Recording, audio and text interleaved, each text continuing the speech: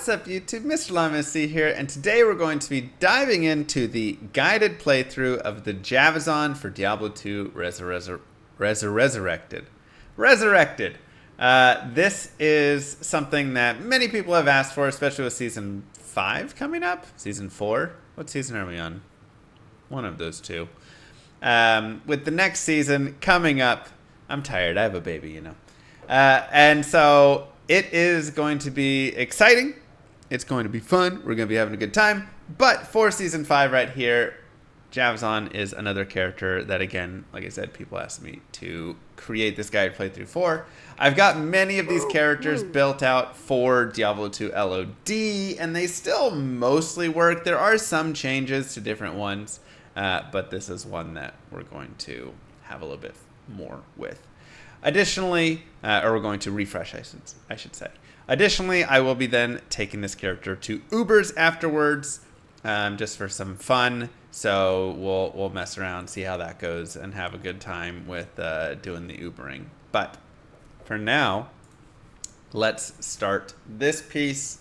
Rigid Walker, Spectre, Heaven's Defender, and Savage, thank you guys for those subs.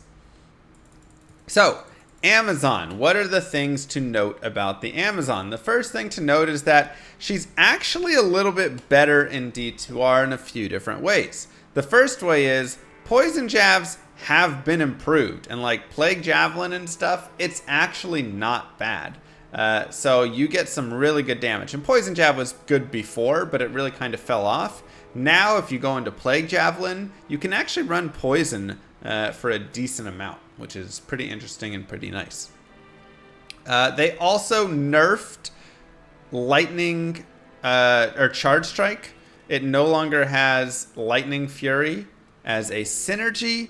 I say nerfed because when you're in those middle levels there, because they like increase the amount of damage you got per level from the other things, but Lightning Fury, being able to put your points in that from like, you know, level 30 to 50 there, 49, whatever, was helpful in that it would also boost your Charge Strike. Now that's not boosting up your Charge Strike, so your Charge Strike will continue to remain lower damaged in that case.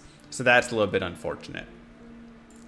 Improvements though, again, they improved Dodge, Avoid, Evade. They're no longer skills that suck and you want to avoid. They are now really nice and really helpful. So those are great there. And then of course they also made some improvements like Immolation Arrow and bow stuff, but this isn't a Boazon. So she has been buffed, I would say, for the most part, with the exception of those middle levels there. It's going to be a little weaker. And then additionally, we have just in general Vitality. She gains 3 life per point that you put in, so pretty decent. And then Dexterity, Strength, we're really just going to go for gear. We'll have to probably put a little bit more in than we would on other classes, just to get some like javelins and things that we might want to use. And then energy, we'll probably not really touch energy very much. So I'm going to change this to players 8. You just type /players 8 right there. And this will make it so mobs that spawn, those were already spawned at players 1, but mobs that spawn will spawn with more life, but also give more experience. You can see they do more damage and everything, but it's great. Oh, also the number, the quantity has improved. They increased quantity by 50%. So that is also a buff right there to go ahead and increase that.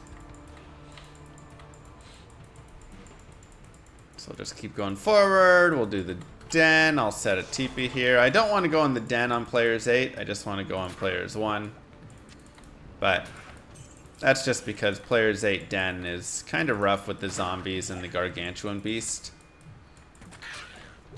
It just takes a little bit, and there's not really a ton of experience to be gained there. So we'll do this. I'll go 5 dexterity, 5 vitality to start. And I'm just going to kind of hold my skills at the moment. Keeping shield doesn't really matter. We'll go ahead and sell a couple of those. Grab a stamina, and we'll just repair our javelins. I love throwing javelins early. Again, we're going to go down to players 1 before we move forward.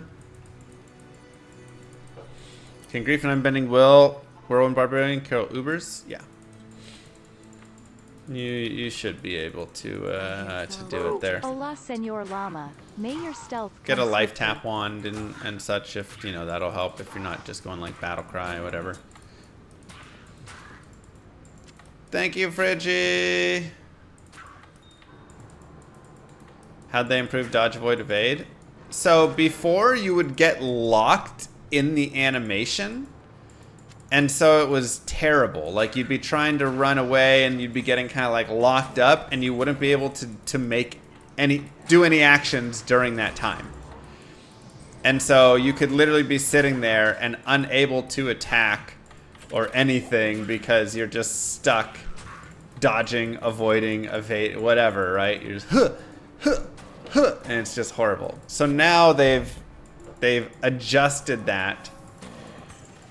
So you'll dodge and avoid, evade, whatever, but it's not going to, I believe it doesn't interrupt your action. And so now you're able to complete your actions, and so you can avoid getting hit while also completing actions instead of just infinitely doing nothing. Something pretty similar to that idea. It may be slightly different than that, but that's the general gist of it. I also haven't put any skill points in yet. That's because I'm just going to be saving up and getting into Poison Javelin later. Poison Jab is really the best starter skill for Amazon. And then after that, you can kind of decide how you want to roll with it. We can go 1 point into Jab if we want, but even that's...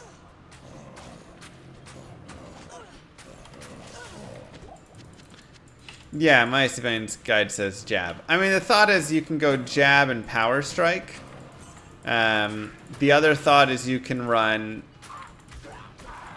Oh, we broke our javelins. You can run like Poison Jab and Exploding Arrow. But since this is a Javazon, I'll go ahead and grab Jab and we'll just do that combination. Because Exploding Arrow is actually also really strong early in the game.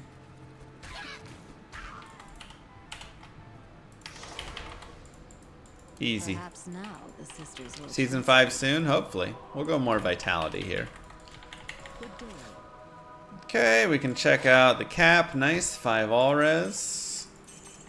Sell some things, get some potions. Get some of these. And we'll go and buy some javelins. Can also just put jabs on swap. And if we want, we can look for 2 open socket armor or just any kind of basic belt right now. Just something. There's a little attack rating on some gloves. That sounds nice. And we'll shift some potions in here as well. And just give ourselves some space. We'll go back to players 8 here. Just because getting to level 6 is going to be godly for us. And perfect. That's what I was hoping to find. A gargantuan beast boss group is perfect. Now, will it be easy to kill? No. But throwing can help. And additionally, we also have these. If we want to do some fulminating potions. So if you're having trouble, fulminating potions can actually be a nice little group explosion right here. Gives you a little bit of always hits.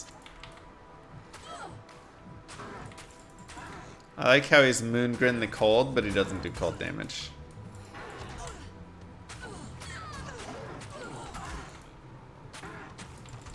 Are we going to play D4 during Season 2? It's not in my current plans, but we'll see. And you're like, oh my gosh, Llama, this is taking forever. But when one of these gargantuan beasts dies, watch my experience.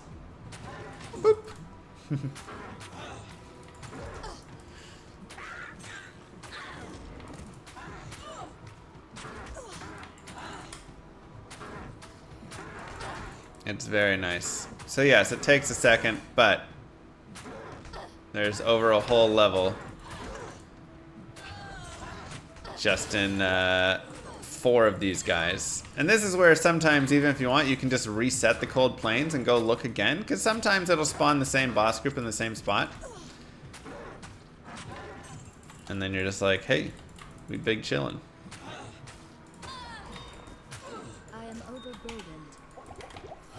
Okay, let's continue following this and try and find, we'll get more vitality again. Try and find the stony field. And I don't mind just killing again random stuff here and there in the cold plains. Once you get to level 6, you're definitely not really going to want to kill anything here, but even at level 5, it's not too bad. It's not very dangerous, which is really nice. But there's still a good experience to be had.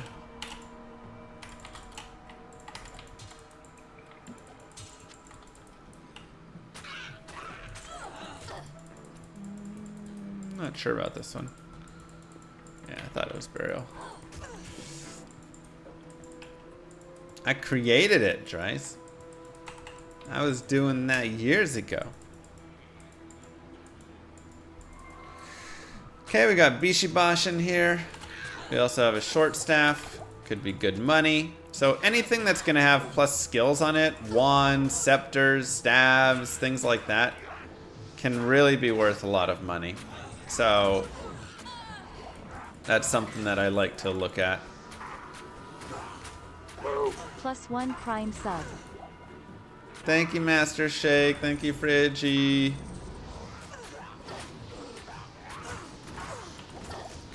Take out Bishibash. Now, why am I aiming at all of these bosses and their minions so much? The reason is because they are worth so much. So a boss mob and his minions are worth 500% experience. I didn't misspeak. 500%. So yes, I'm fine killing some random little dudes here and there, but there we go. But really, being able to kill some big guys is huge. And now we hit level 6, and now we get into the joys of just launching poison javelins. Now there is some skill in how you launch poison javelins, something that you'll probably see me doing as I'm throwing the poison jabs, is I'm not exactly aiming directly at the first monster, right? A lot of times the best thing to do is throw kind of to the side of stuff and then drag everything through the poison.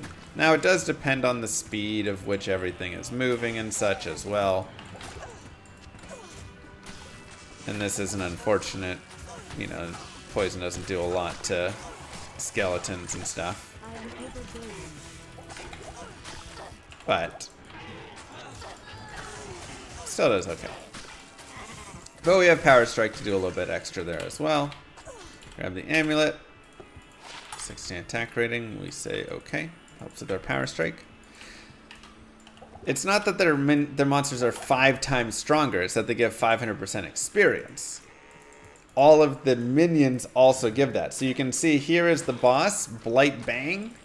And then all of these moon clans that say Demon Minion, they give 500% experience. They are also the higher level. They are also a little stronger.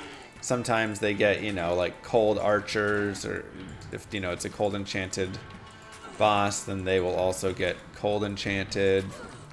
So there is variance there and whatever, but yes, it's not always just like they aren't 500% stronger, but they give a lot more experience. Thus, it is generally a pretty good idea. And we'll just level up again, each of those,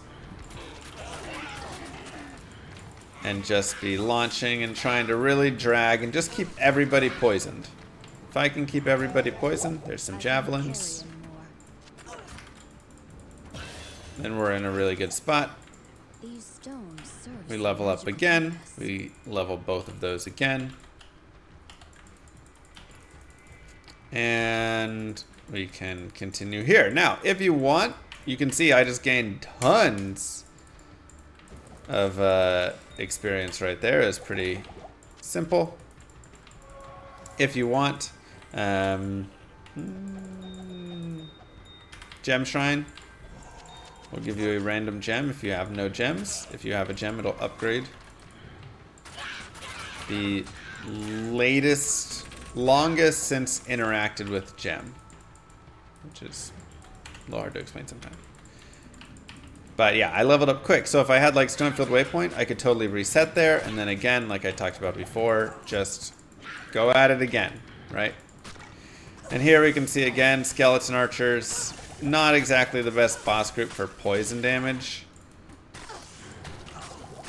So I'm mostly just going to focus on killing them with this. We'll grab more vitality. Throw a little bit of poison at them. But you can also again see, like I was talking about before, the idea of if you throw at the first monster, you won't get this nice long poison trail, right? So you're not going to be poisoning everything around. So a lot of times throwing next to and then bringing them in close to you can be the better way to go about it, right? Throwing like this, and then I drag all of those carvers in, and they're all going to be poisoned now. All item self found? Yes. Skill spec for UBERS will be Impale. Is my main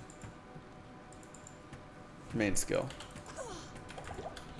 Now I'm not going to put this final point in Power Strike because I want to save it for Lightning Bolt when I hit 17 or 12 or whenever. So that way I can get to Charge Strike at 18 and I'm saving that point.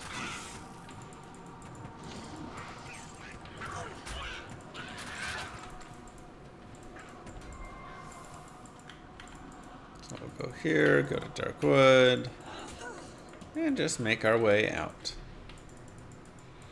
Again, the beauty here, and I'm still on Players 8, which is, you know, fantastic. But the big beauty here is that I get to just kind of play around on Players 8 and just launch and drag. So just make sure everybody stays poisoned and keeps taking their poison damage. And then we just run.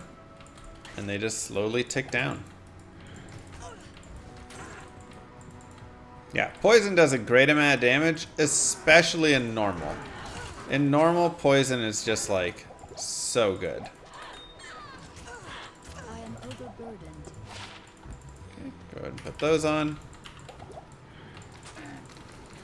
They're not like crazy good, but they work. And we'll go more vitality, and then we should level up here in a second. And I'll go another poison and more vitality.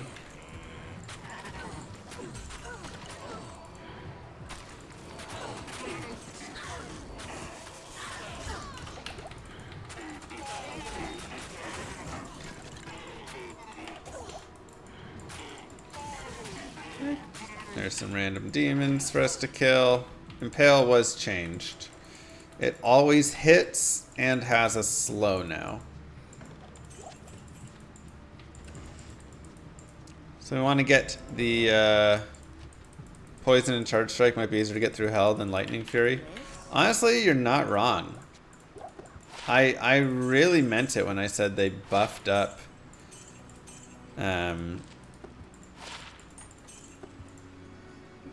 whatever you call it, damage reduced by 1, sure. They buffed up poison, like Plague Javelin is really quite strong. Okay, so we'll get some poison, we'll get some staminas, and we'll go. Any hockey games or tourneys coming up?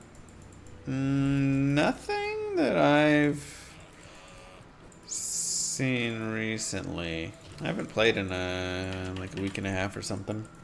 I need a key. Okay, so we'll look for the tower. Can always look to see if you have any shrines around the tower. 3 shrines next to the tower is pretty godly. Not gonna lie. They benched me. I'm just subbing. I'm not on a team. Smell.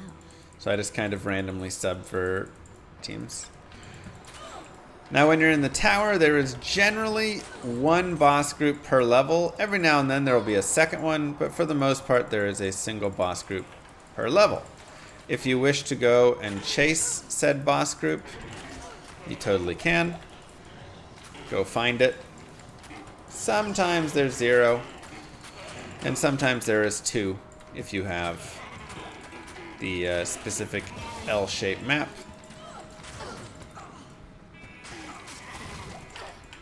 Otherwise, it's 1. We'll go more poison and more vitality. But if you just really want to rush down, you can just rush down to the exit. That is totally fine as well. Now, what are we looking for down here? We're really just looking for Tal F.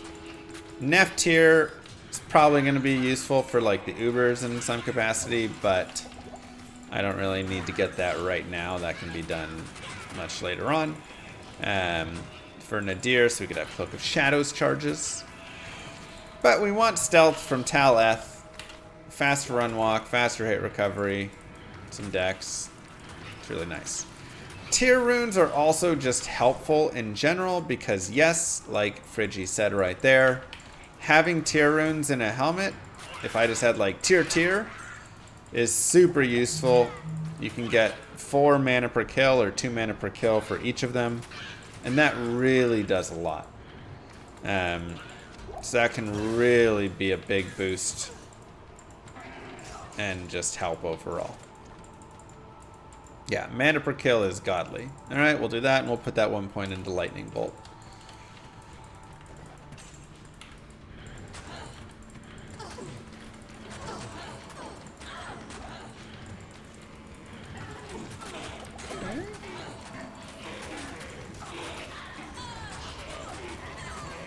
So some archers, which are actually not bad on this character. They're still, of course, a little dangerous, but they actually die pretty quickly, which is really nice. Kind of make sure everybody dies. Okay. I want to make an edited video for the UBERS Barbarian. Which is crazy, because I never edit any videos. But it's way too long. It's like 6 hours. 5 hours of Ubering.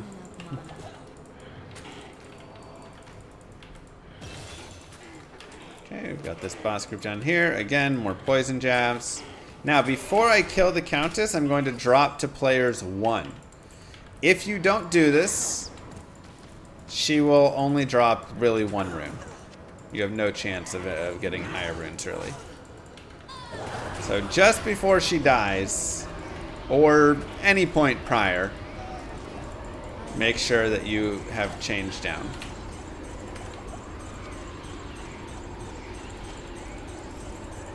And there we go. We got a tier rune, which is nice. Good day. Yes. Tier Eld. Again, the tier rune is useful. The Eld rune is pretty pointless. We can go look for a 2 open socket helm. There we go. I'll go ahead and just aim for a tier. It's also repair. Sell this. Get more javelins. And that should be good there. I'm also going to put these chip gems away. They can be really nice to save for later. And same with rejuves, especially considering we're going to UBERS. But even just for hell, it can be really useful to do that. More vitality. And I guess I never put the tier rune in. Let me go do that.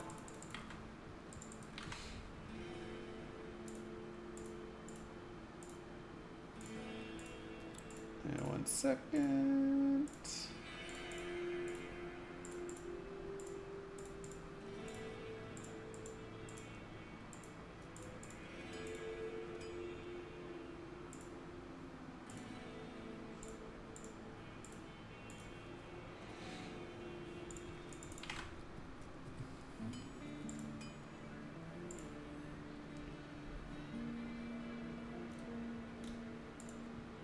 I'll deal with all that.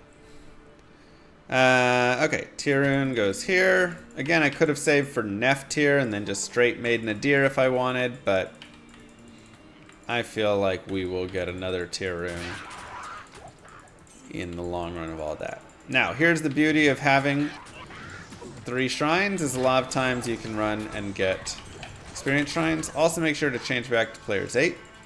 So I'm going to leave a TP there and head forward. This way I'm getting more value out of this experience shrine.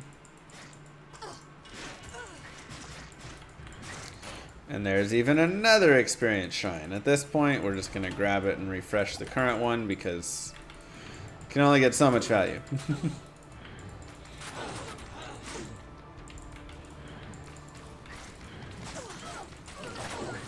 So yeah, those 3 shrines are really good. And something that's also really nice and something that you can do is if you want, you can always just come back later on and get more of that, right? We'll go more Poison Javelin. So I can always reset the game over and over till I get more experience shrines, then use that in the future.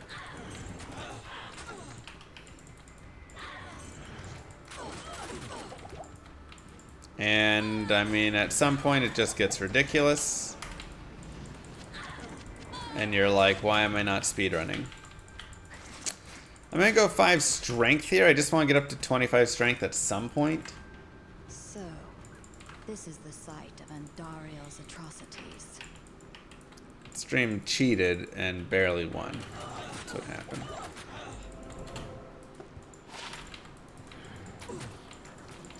And you can say, Mr. Llama, these aren't boss groups. And they're not. But the nice thing, again, with Poison is you can really just lay it down. And on players 8, there's still decent experience to be had. So I'm just kind of laying down poison damage on everybody. And then letting it just go to work. I deal 419 to 459 poison damage. So we're pretty good on poison right now.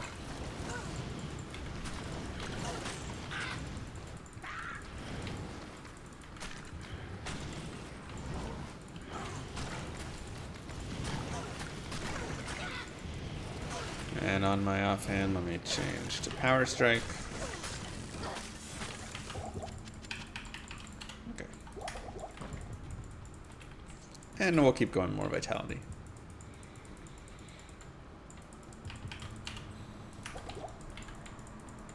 Even with all the helps. Well, Guardian Angel being broken really wrecks me.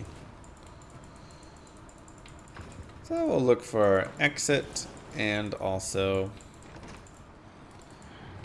or just bosses within here.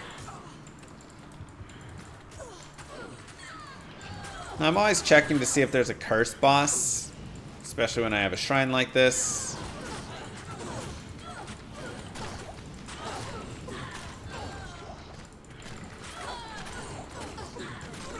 No curse right here, so we're pretty good.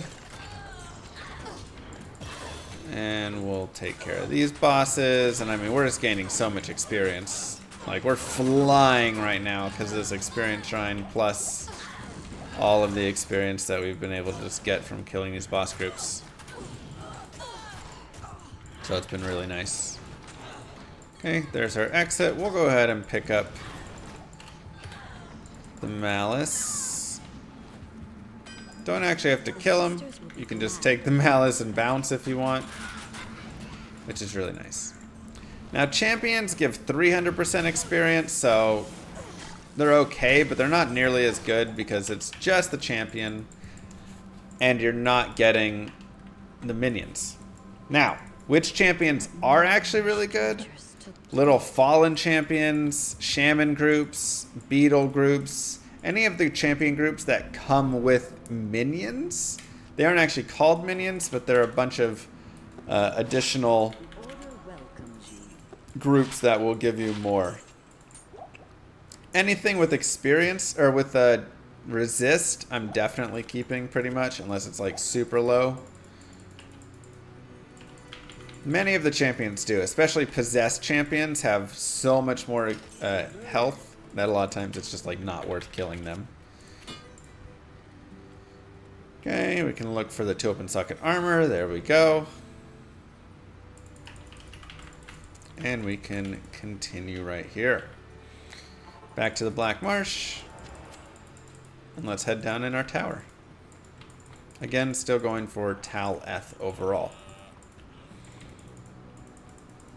Now, because I'm pretty high level, I'm just going to focus on mainly going to the end. I'll kill a boss if a boss is on the way. Otherwise, I'm not really going to go out of my way to search for it. Main reason is, once you hit level,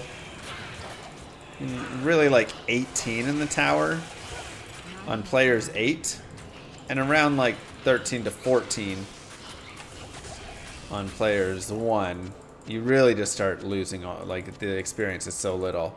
Fiona, hello. How was your stream?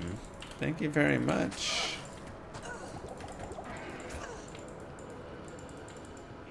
How's it going? I guess we don't need to really go searching, huh? Keep moving. We got more ghosts. It's a cursed ghost, so I do want to be careful. You can see I hovered over that first to check. Welcome, everybody. So I'm going to kind of keep my distance on this and not step up and try and fight it directly. Because I don't want to lose my shrine. Played some chill. Here's my magic. Nice. Is this a ploy from Hom Watcher to still get me to play? Maybe one day, Hom. He's trying hard. It's a good game, right? Chipped on the ground behind you? Ah, that's okay. Think of all these potential LUM RPG customers. It's true. That is true. I'm making a game called LUM RPG. More poison, and I'll go down to players 1 now before we kill the Countess. How many subs for Heroes of Might and Magic 3? How much of it? How many hours? Eld ith. Not our favorite drops, but 3 iths will make a Tal, so that's something. Good day. Not currently. Koost. And we do have another tier rune. I'm just gonna make like we talked about. Sorry, tier as well, yeah.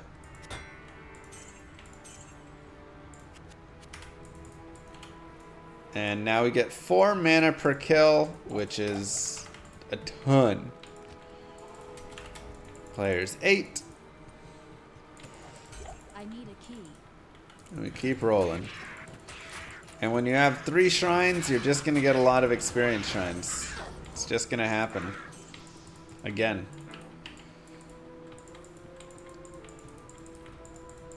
This is a dream map for speedrunning. And dream shrine spawning. So archers, if any of these archers hit me, I will get cold. So that's why I'm just dodging all of their hits.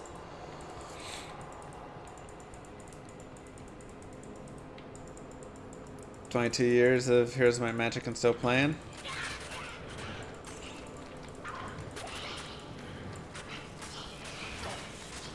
Some champion ghosts. I've got the experience shrine.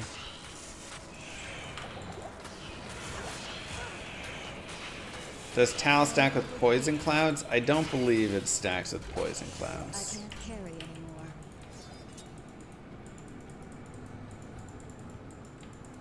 Heroes 3 and D2 are best games ever. Again, I haven't played Heroes 3, but D2, I do know this. Diablo 2, StarCraft Brood War, LUM RPG. These are some of the best games ever made.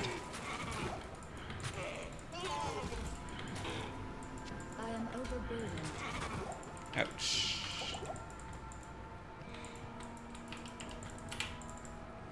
Here's Might and Magic 7.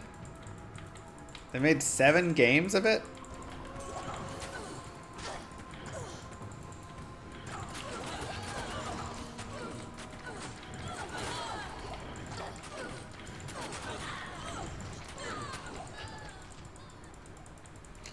And we'll just let our poison damage again. Now we're doing 800 poison damage. Is it over, 30 seconds? Sure. Is that still a heck of a lot of damage? Yes. In Act 1 normal? So at this point, a lot of mobs will just die in one shot, even on players 8. This is players, right here. Go down to players 1 before you kill Countess, of course.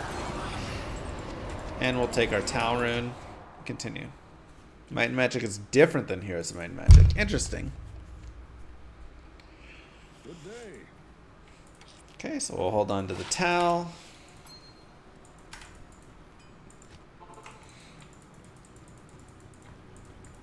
We'll go back to players 8. Ah, it was too late to get it before this group. Kill some of the brutes.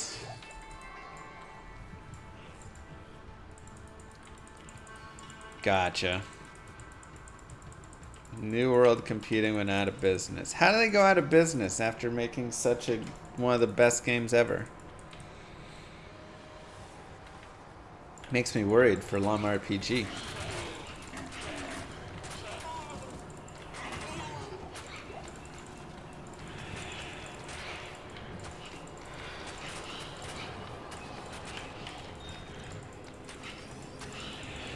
How did Throw Bar Booters work out? It was rough. Can't seem to find the poison duration. Like I said, this is over 30 seconds. 800 damage over 30.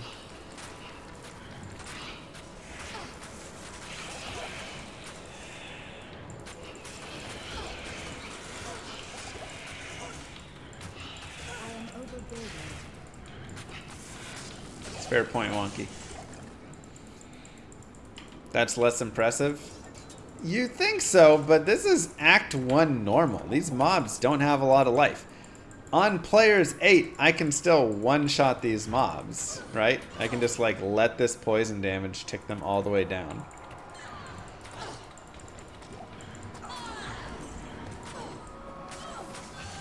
I can't carry anymore.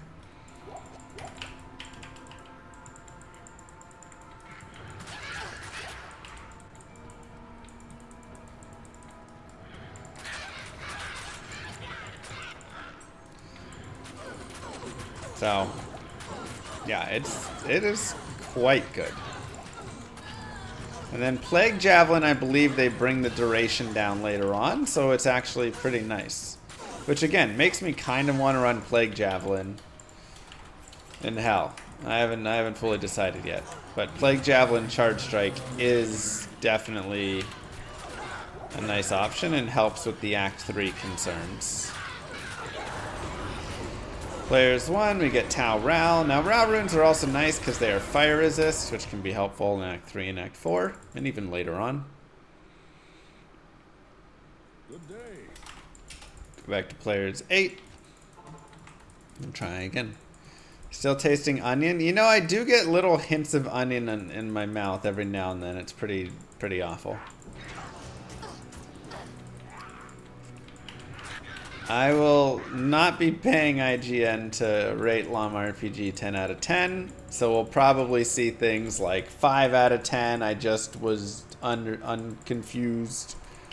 I tried playing it, but I didn't understand it, or whatever they do to indie games that don't pay them or something.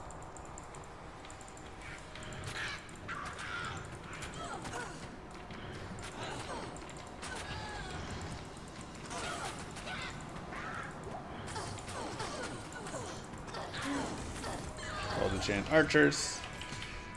We're 18 now, and now again you can see my experience really, even with this experience shrine and such, just not gaining much anymore in this tower. But we are 18, we'll put a point into Charge Strike, and Charge Strike will become our new Damage dealer.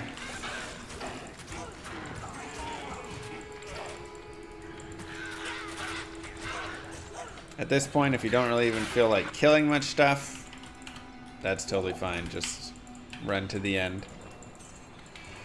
If we don't get an Eth rune on this one, we'll just move forward and just accept that we're not going to get an Eth rune. Sometimes the game just does that. Maybe we'll pick up an Eth rune later on. You see what Moose said in Discord today? Birthday and MVS same day during Gifted September. Yeah, apparently it's September. Don't forget Players 1.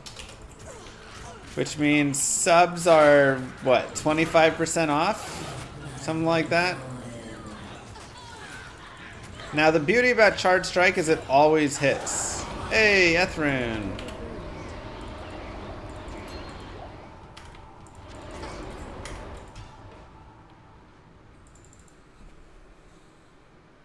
But Gifted is only the last few days. Okay. You've had Dogspacito suck in your head all day? I don't see the problem with that. Now, the main damage that we're gaining right now is not actually from this physical damage that we're hitting, right? Our main damage is actually coming from the poison and the charge strike. So, I prefer to just keep white javelins unless I find some really good javelins. 5 all res on a buckler seems fine. And make sure we repair. Okay, now we go into a gray armor, Tal, and Eth, and we make stealth. And really the biggest thing is the faster run walk here is just super, super useful. It just does so much for our character overall. Being able to move faster just gives us so much more ability to kite stuff, which is a really big piece. Okay, we'll grab some of those. We'll go Players 8. I'm going to look really fast at my Black Marsh. Just see if we have an Experience Shrine. Yeah, we don't. That's fine. I could reset over and over till I got one if I wanted, but I probably will wait to do that till like Act 3 or something when I actually really care to gain a lot more experience. Right now we're level 18 already, so we're in a pretty good spot. Silver Lodge, thank you. Javazon's really fun. She's a great character. She's, I would say, a lot of people's favorite character, honestly.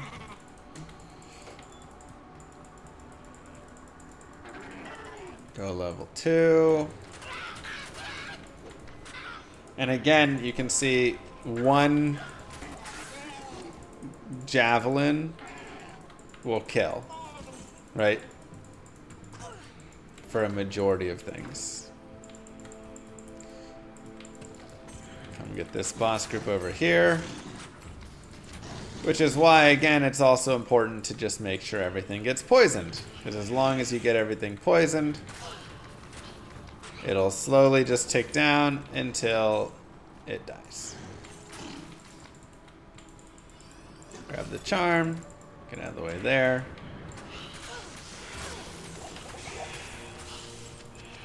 But yeah, Charge Strike means we don't need to worry about attack rating anymore. And same for Poison Jab, really, because Poison Jab attack rating only matters on that initial hit, which is just a little bit of the damage. The main thing is we don't need to have attack rating for the Poison Cloud to kill, right?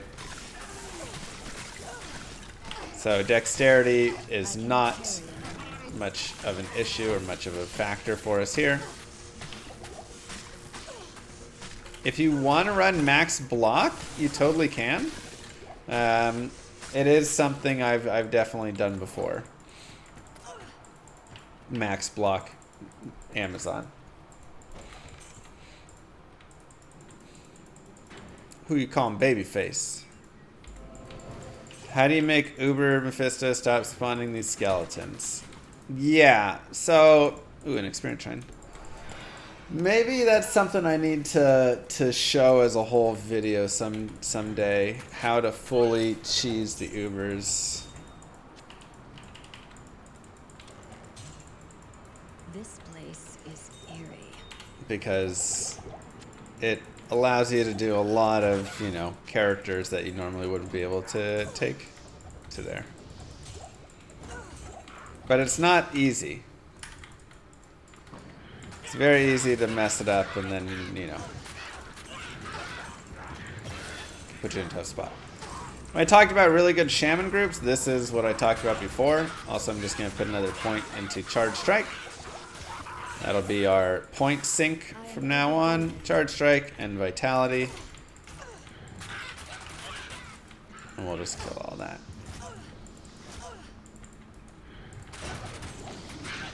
Cursed. So we don't want to get hit by him.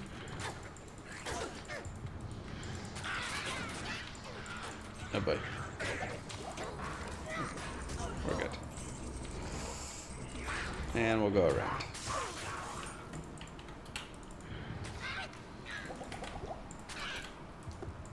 Fire resist 10%.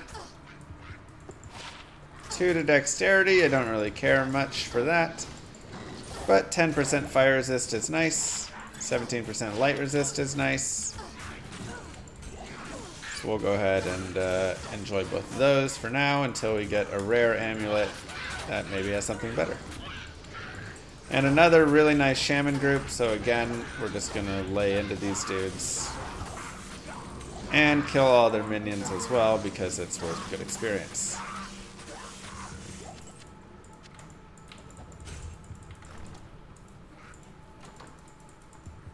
Thank you, Dr. Mori.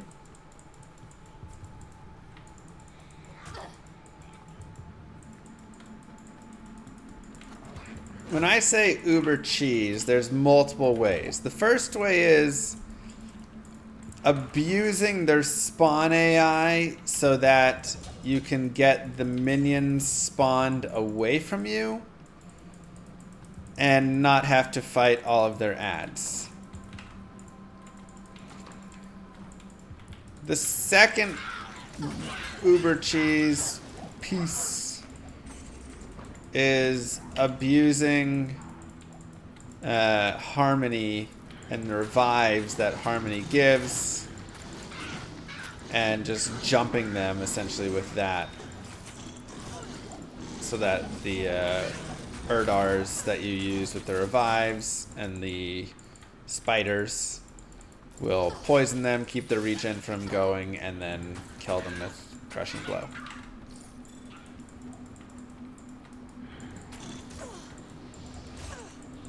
Let's check out that amulet. 10 FCR, 9 life, 5 fire res. It's tough. 17 light res is probably a little better for us at the moment because Act 2 will bring up beetles with lightning, and so I probably like that. But having 10 FCR can be really nice a little bit later on.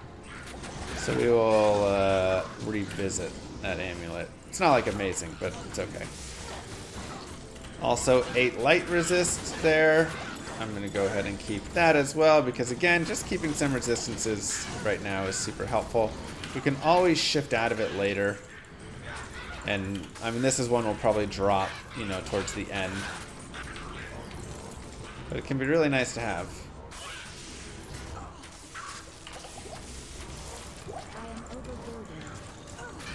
And we'll just kill some guys here. Yeah, I've killed Ubers with the Summon Necro before. Again, you just get all the revives and you're good to go, right? Have you ever run out of the Erdars or special monsters when trying to choose that method? I haven't, but it does happen. So you have to like make sure that you have enough Erdars and things around, you know? Go like check out the various temples, the various just like Durans, check out River of Flame, all that.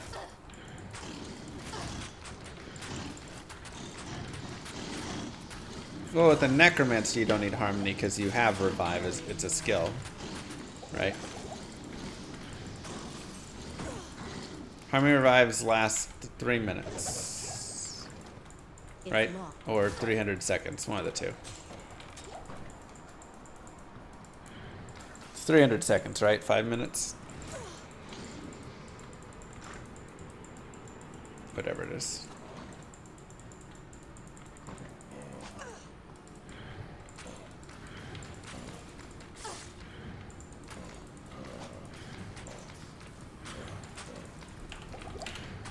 Which is just an unfortunate part of revives.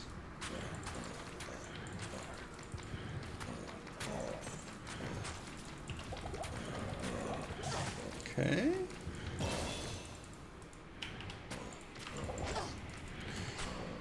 Another point in charge strike.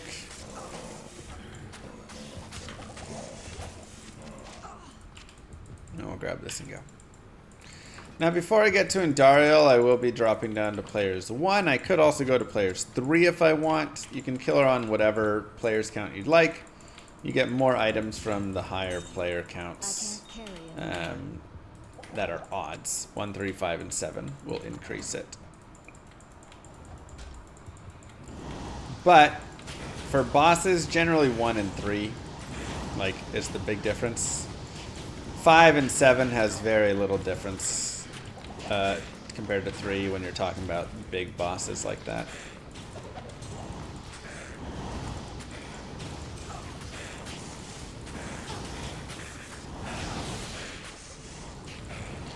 To change player count, you just type /players X. So /players 1, 2, 3, 4, 5, 6, 7, 8.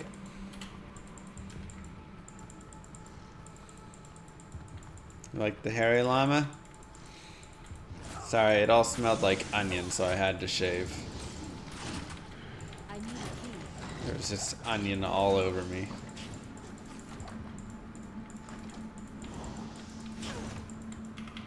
Or yes, on console it's in the gameplay menu. You can go and adjust it there. And you can only adjust on single player, on multiplayer, get some friends and have them in the game.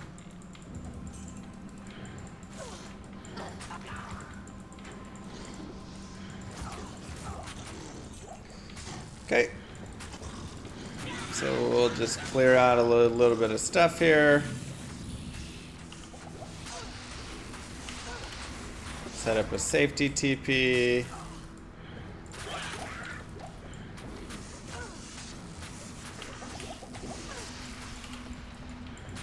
And then take her out.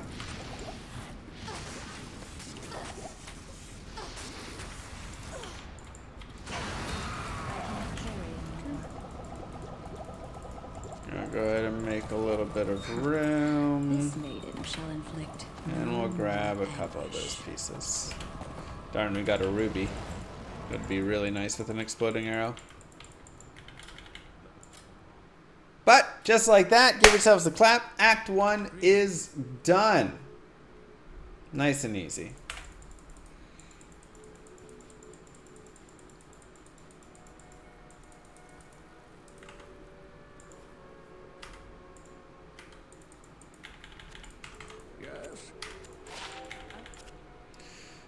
Okay, we'll go ahead and take that. A little bit of dual res right there.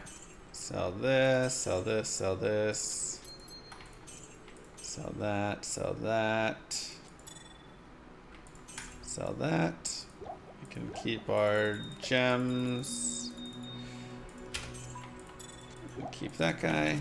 We'll get a full-size belt now. 10% faster run walk boots. Does sound nice. Nicer than what I have.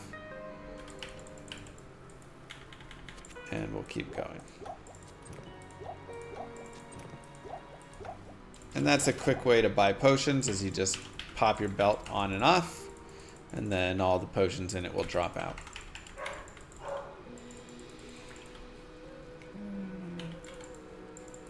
Alright. Back to players 8.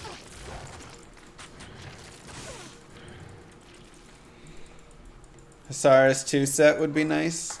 I mean, it's nice for just resistances and life and stuff, but we don't need attack rating on this character, so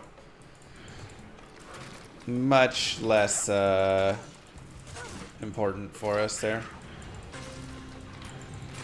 Now, one of the really nice things about this character as well in Act 2 is that your poison damage doesn't actually cause the ticking and lightning. I have Dr. Mori.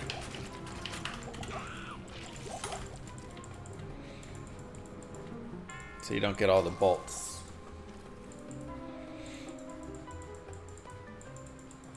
Grief for Last Wish on Zealot. I mean, Last Wish is just really fun, but Grief is still the best overall.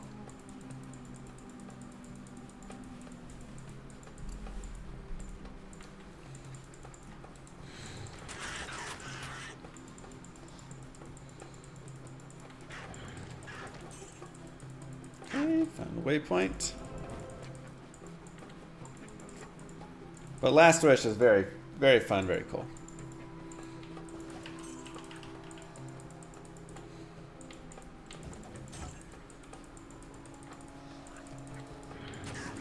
Wow, 19. STEM with 19 months. I am overburdened. Passionate. Thank you so much.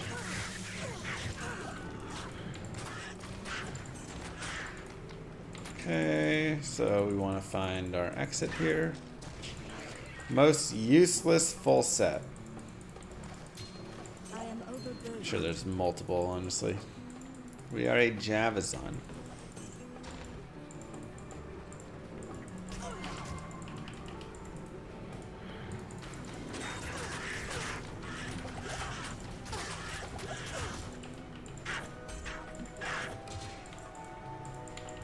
Nah, Mavina's is actually really nice for okay, here we go. We have the tome. For a freeze zone. It's actually not bad.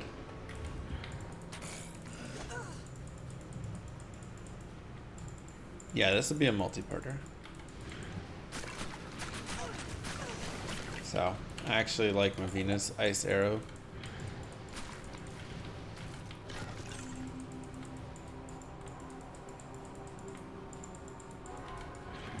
No, I have 10% faster hit recovery on my rare boots.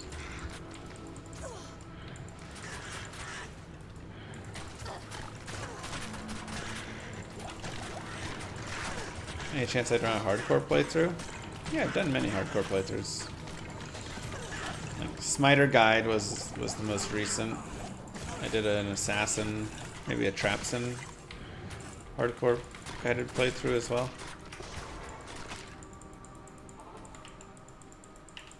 Yeah, potentially, Full movement set for Ice Arrow. Yeah, it's budget, but I like it.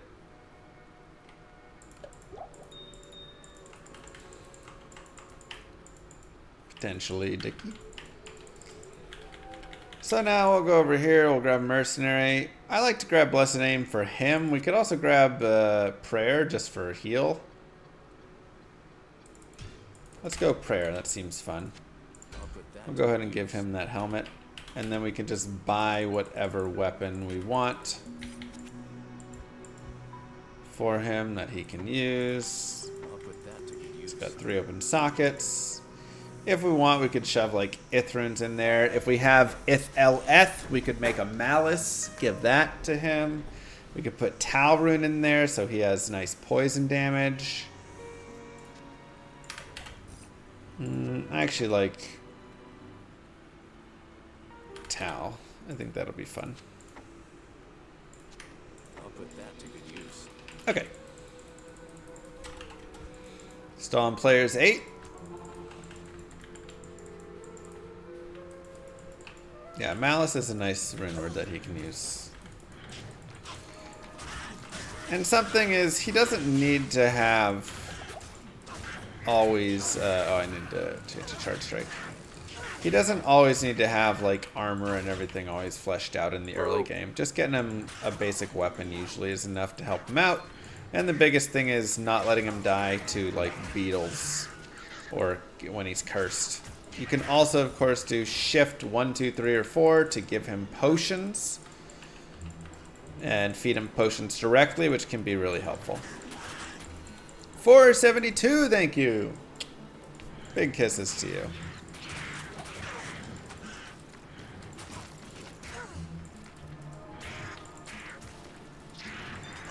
But since we're not really spawning all these charged bolts because of poison, it makes it a lot easier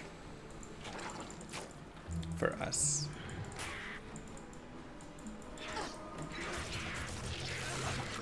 Yep, you can drop items or potions on the mercenary's portrait. Or, like I said, you can just shift-click it. That's 3 Eldrunes, which means we have another tier rune for the future, which is nice. Also, we're going to go to 30 strength so we can wear these fast run-walk boots. I am overburdened. I'm level 21. It's locked. So yeah, it is almost time to buy a TP staff. Did we get the waypoint of the Far Oasis? Not yet, so we'll look for the waypoint out here. See what all we find. A lot of bosses, so we'll go ahead and kill the bosses.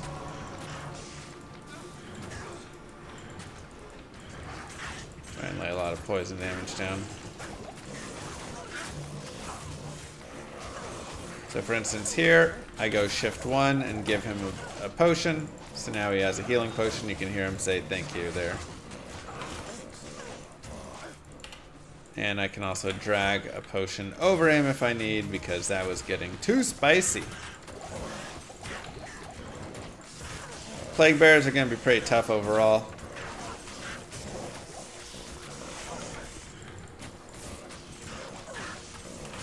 But we can take him out with our charge strike. There's also some ring mail, ethereal, perfect for a mercenary. We'll go ahead and give that to him. We'll just keep moving here.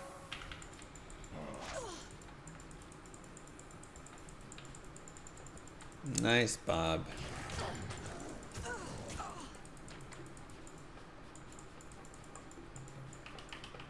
So looking for the waypoint and the exit. But waypoint would be really nice.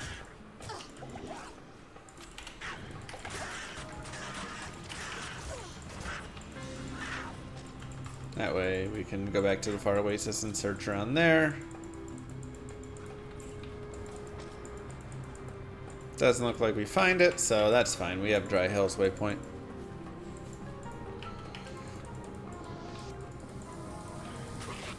hope I know what I'm doing.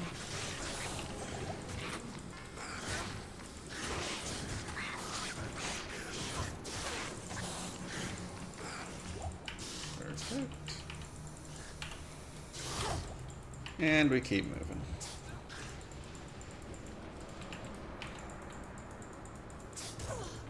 No news on Season 5 yet.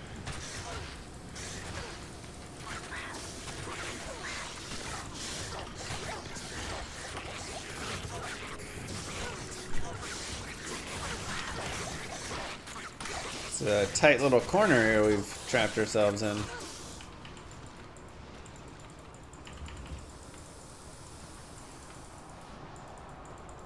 Excited for Halloween? I love Halloween. And since I have a baby now, I can take my baby with me and we go to all the houses and I just have her hold her little candy bucket, dress her up as a cute pumpkin or something dumb.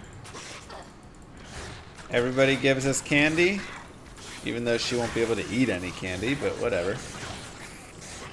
And then Daddy gets candy. Let's go, baby.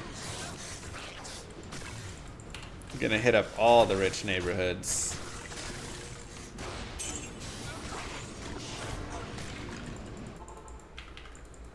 Let there be light. We'll go here, put that there. If you ever want to replenish the tomes, you just buy them like that. Resell and buy, and then they'll be full. And 9 to life is nice enough. We'll hold it for now. Again, we'll probably replace it in the future. There's nothing the right potion can't cure.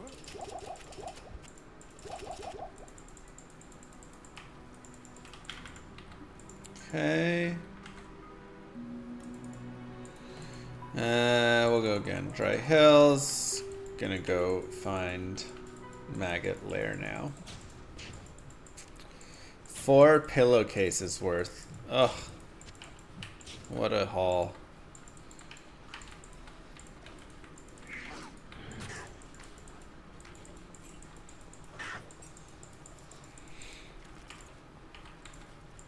Last year was alright candy haul, but...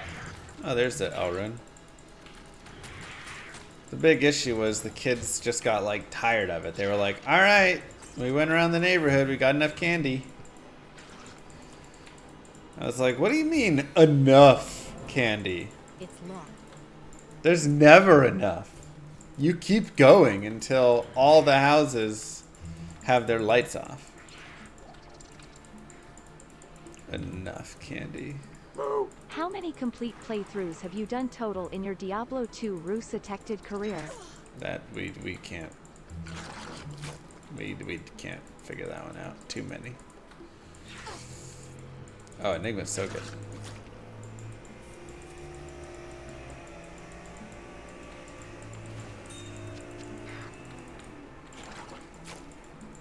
And they also were like going slow and all this. It's like you gotta run from house to house. If you're not out of breath while you're trick-or-treating, you're doing it wrong.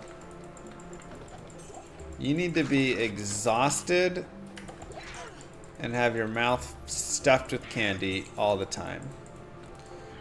You need to have a game plan. You need to min-max it. You need to know what your route is and be booking it on that route. It's probably right down here. I can't carry anymore. If you're not, are you even a child or are you just failing at being a kid?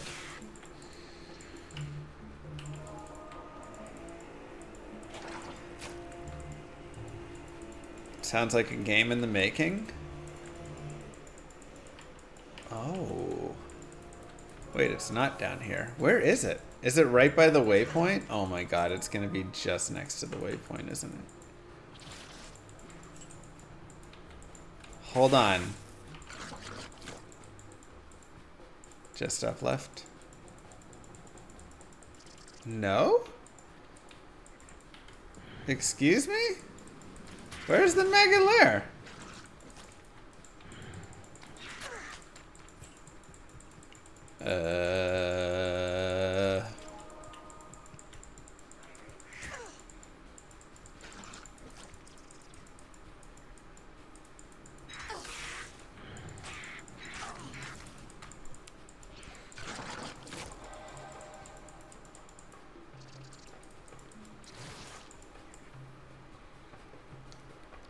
Is it right there?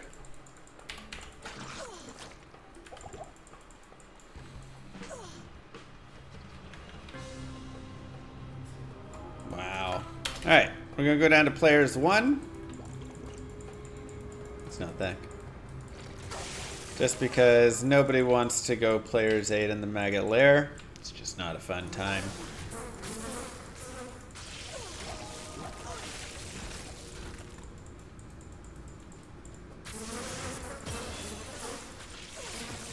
Another point and charge strike. So, small shield, nice. I created a board game. I like it. For the most part. But, the theme of it was just too weak. And I want to have a better theme on it. And Halloween speedrunning and min-maxing actually kind of sounds like it could be a really fun theme for the game.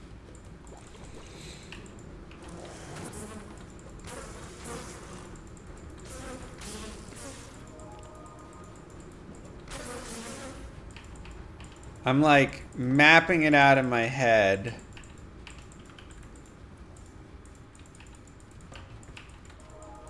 How it would fit.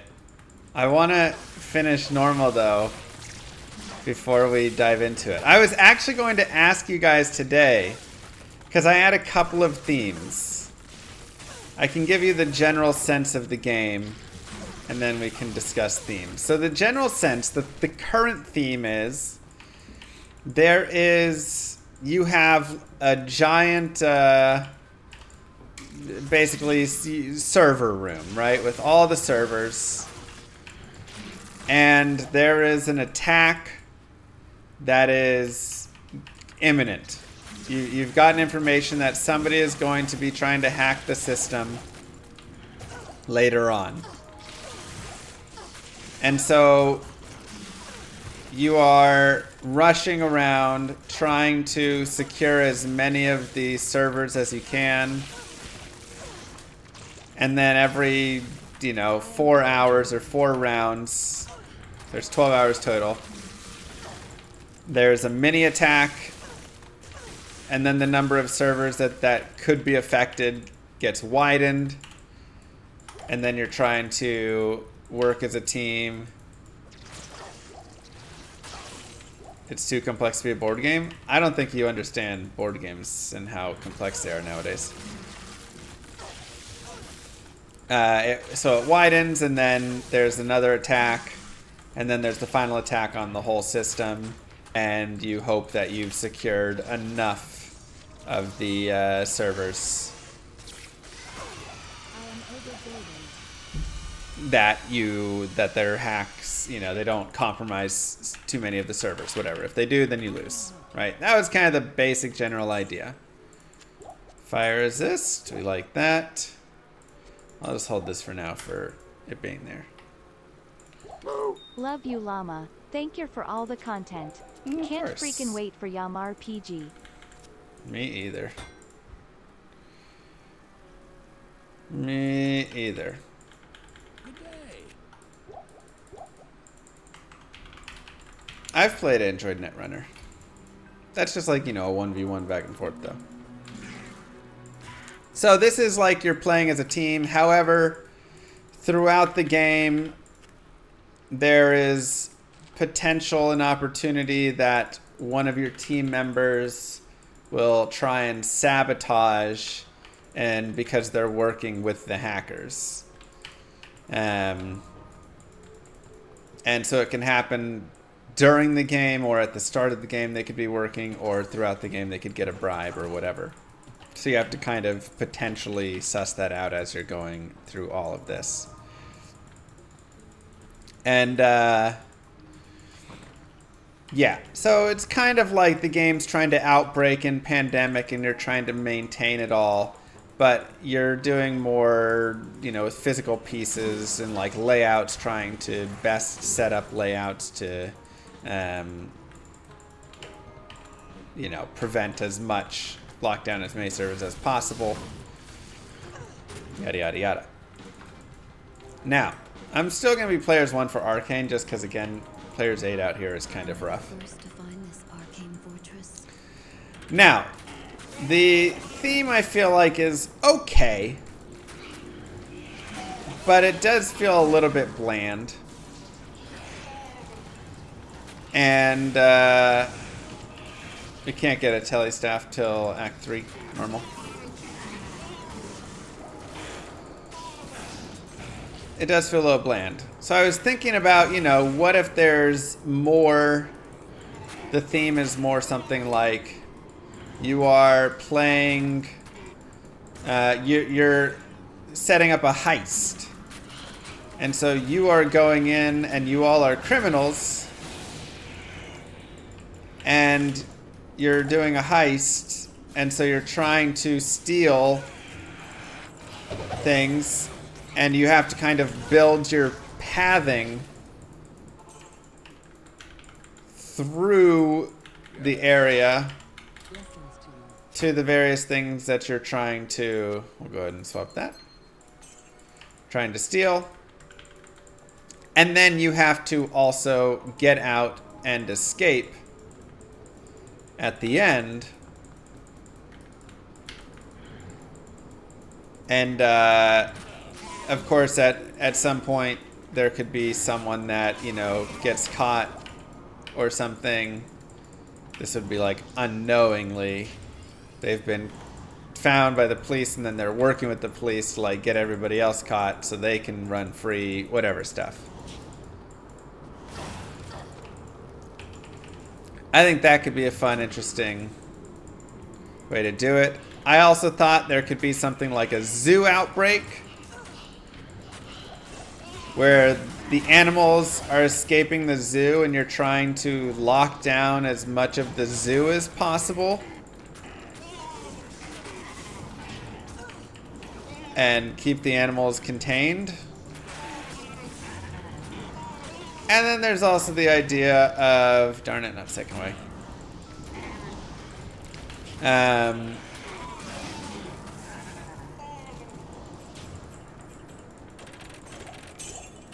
What if you do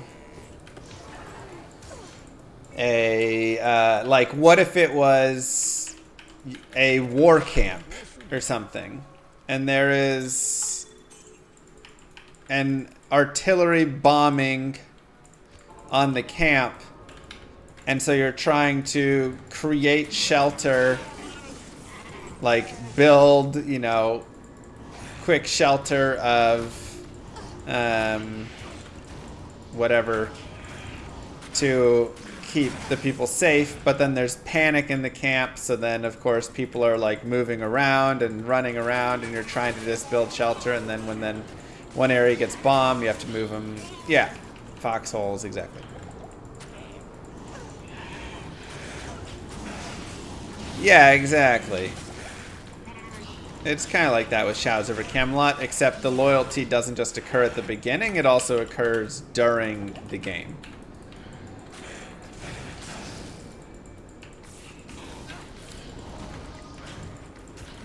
So, we're not fourth weighing it. Oh gosh, dang it. We fourth weighed it.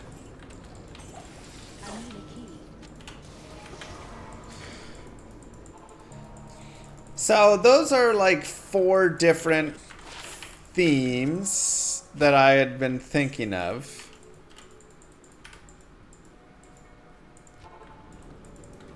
If you get caught, you also draw from the new deck that has escaped or made a deal card. So the thought with the current version of the game is after every attack, right? Because the current version is servers. So with every attack, everybody draws another loyalty card. And if you've been bribed by the hackers, then you now are working with the hackers. So you could start out the game, you know, being a good guy, but then halfway through the bribe is too good, and so you accept the bribe of the hackers.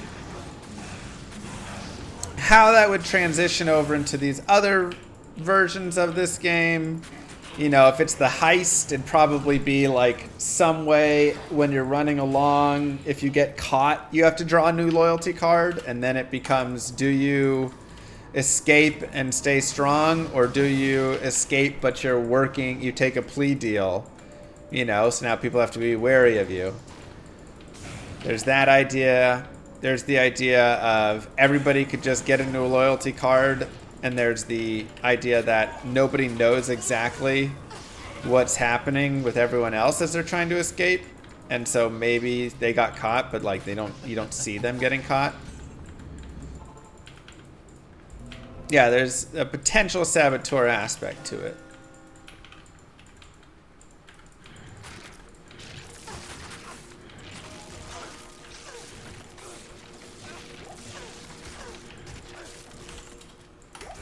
And things of that nature. Now,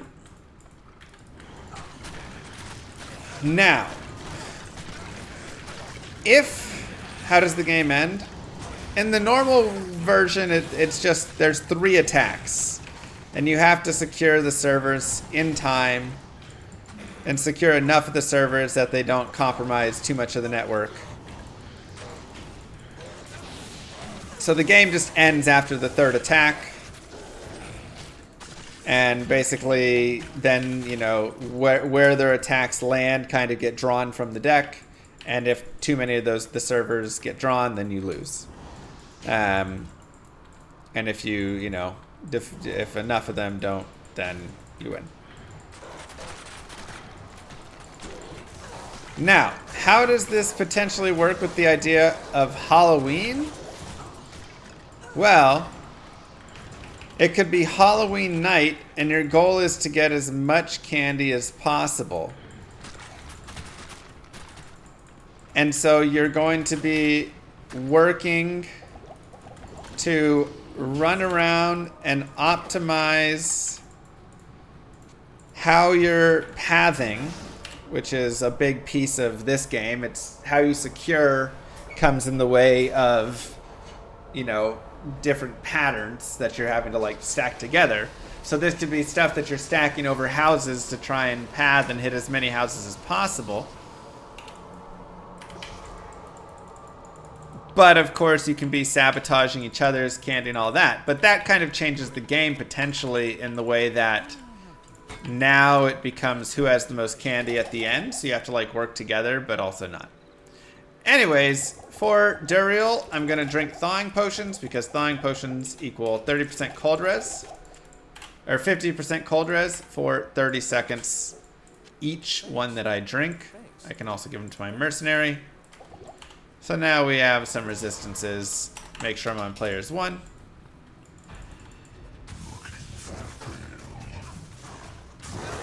We can feed our mercenary potions as well. But pretty easy.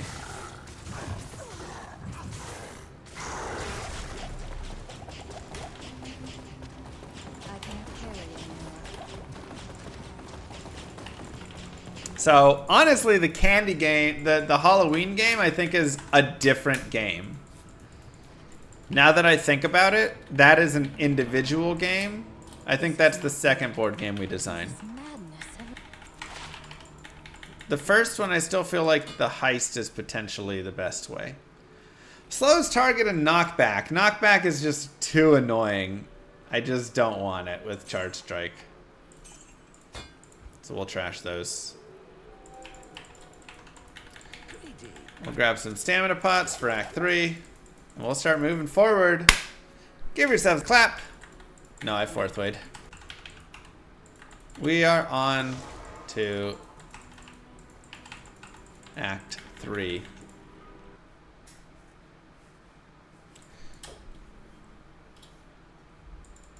Candy Rush. I don't want to get sued.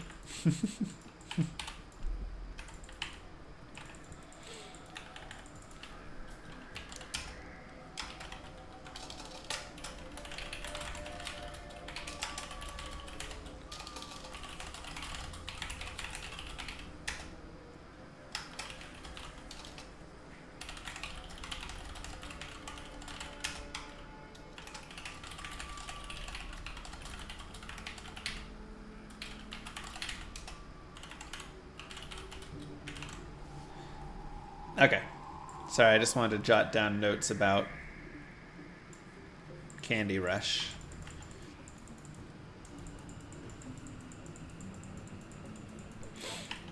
Alright, so we're in Act 3.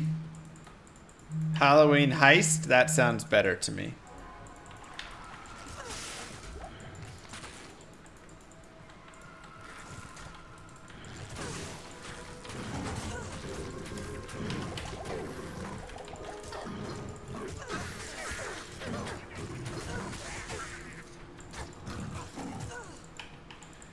That sounds better.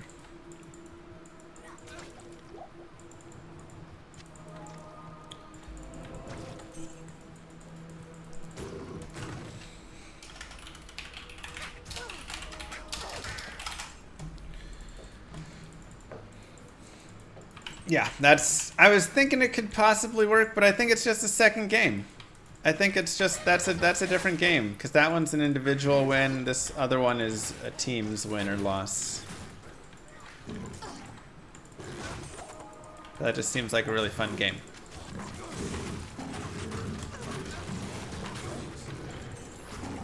Very Kill some more dudes.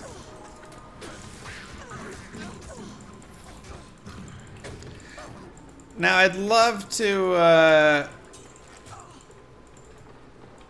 basically, before I hit level 24, shop for my teleport staff. So I'm just going to try and not get 24 by then. We also have the waypoint, actually, so we could go shop whenever we want there. So I may go shopping soon.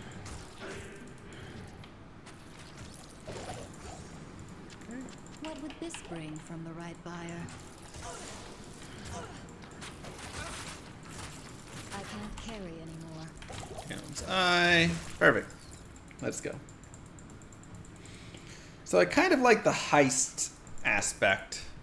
The server lockdown isn't terrible.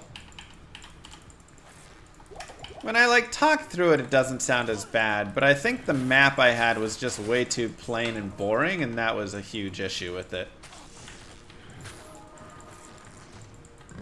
Because it was just purely It's locked. a 4x4 square, then an 8x8, then a 12x12 or whatever. So you're just securing as you expand out, but that just isn't a very fun way to go about it.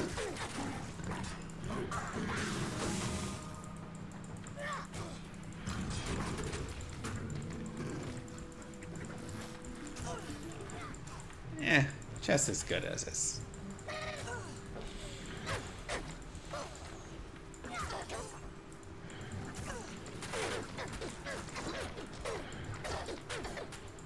In order to make the game more playable, the map or the city of the server should be placed randomly each game. Yeah, so you have to secure a lot of servers. The thought is definitely that there can just be different maps and or different obstructions. Something like that. But I think the It's a heist baby. idea... By the way, how's the baby? Thanks, Dustin. Happy 9 months. And thank you, Hydration Bro and Mamet. And 4. Sure. That sounds good, Adept.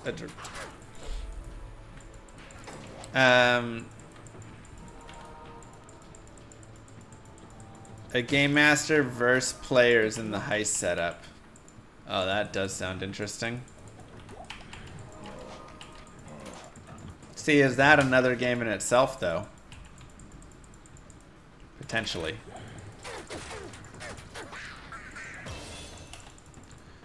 Another point to charge strike. More vitality.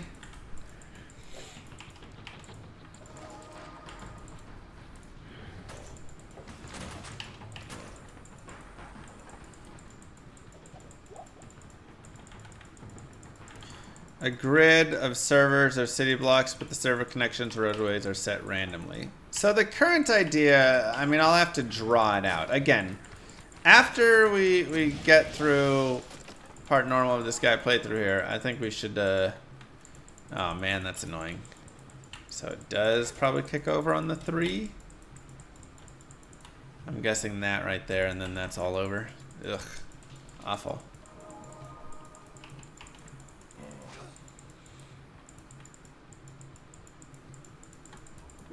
Proud member of Llama Army. Callie! Thank you so much. Welcome back.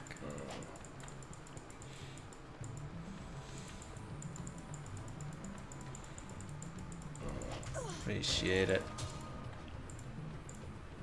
But yeah, the idea for sure is that you have specific, you know, I mean, the way that you secure servers is done with random pieces. And so that is the way that it really, functions and builds in. If that makes any sense there. So I'll have, an L-shaped piece, a square piece, a Z-shaped piece, you know. And I have to kind of figure out how to fit all the pieces across all the servers to secure as much as I can. Okay, so we've got a waypoint, so now we can start shopping for a tele staff.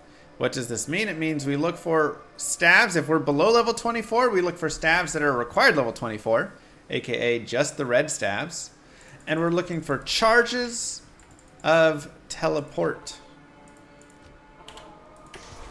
So I leave town, I go back to town. Hello. I don't see any red staves. If you are level 24 and above, then you need to spend the time looking at each individual staff. Now remember, we are not looking for a staff that is plus to teleport for sorceress only. We're looking for a staff that is teleport charges 33 out of 33. That is lightning charges. That is fireball. That is glacial spike.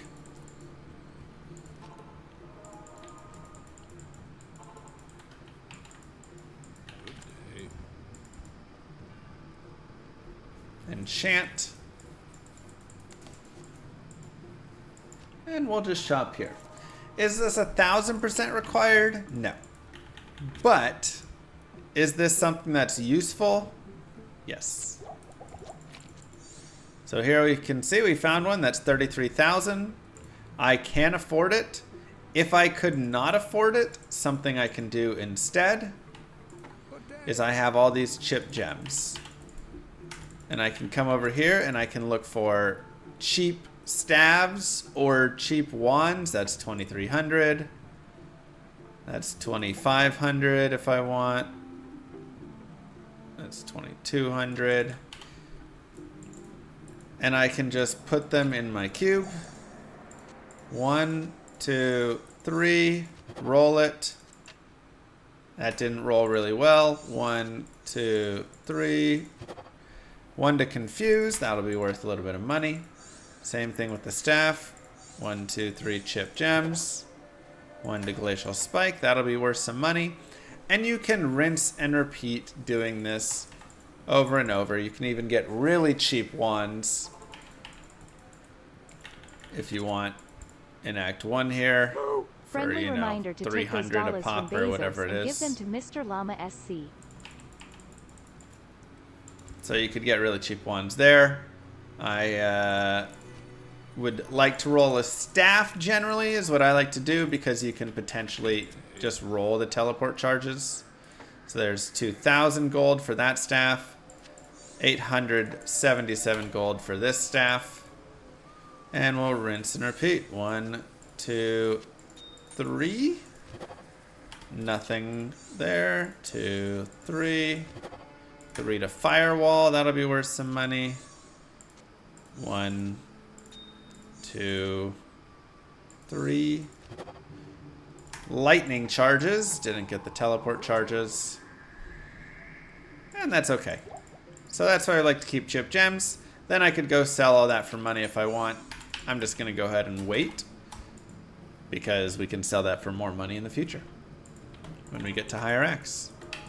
I am overburdened. Give our mercenary pike. Pikes are pretty good damage. We'll go up to players 8 now.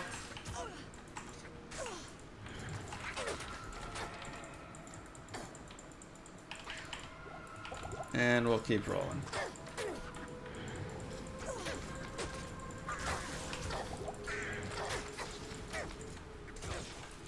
I've re-rolled a tele staff one time before. Maybe twice. It's not crazy common. I usually roll ones.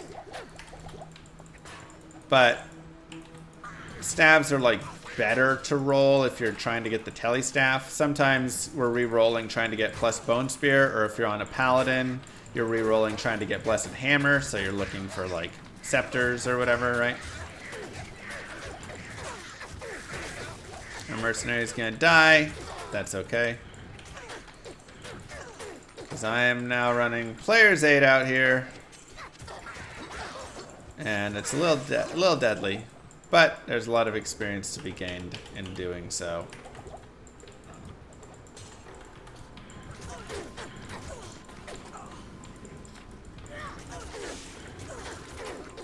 But feel free to run whatever player's count you want here. I know, it's so sad, Icy. I just had to get rid of the mustache, though. It smelled too much like onions.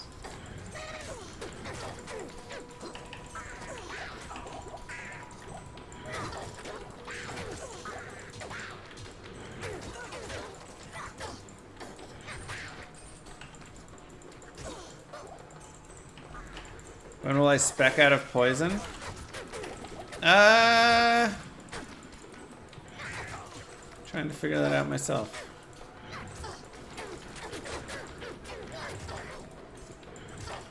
Because poison now is actually pretty solid.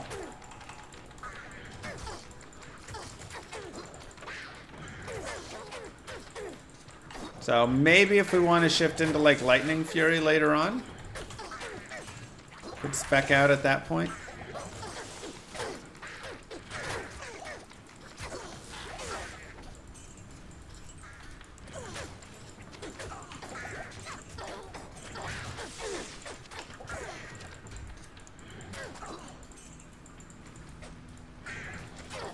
How much mana do you think would be a sweet spot for this build? I mean, you can see I get all my mana back basically. I barely use mana potions anymore because I have tier on. So you really don't need a lot at all.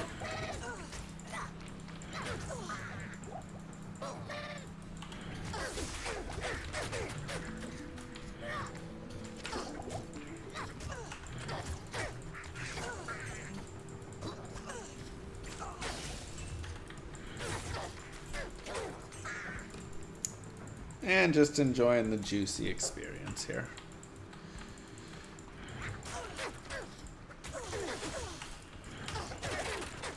But again, Player's 8 can be a little dangerous, especially with this many little flares out here.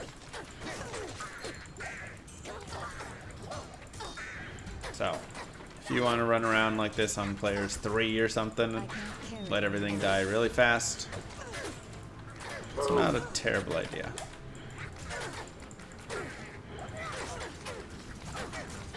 Thank you, Shauna. Another month of glorious entertainment. Thank you, Dick Rose. Thank you, Rafiski.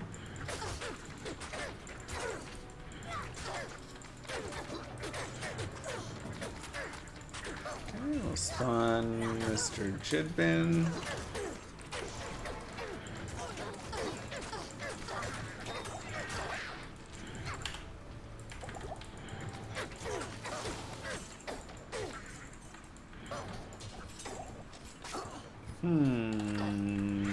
Plague Javelin is interesting because it does all that damage over a very short time.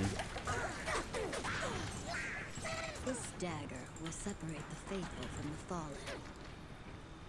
So it's about the same amount of damage.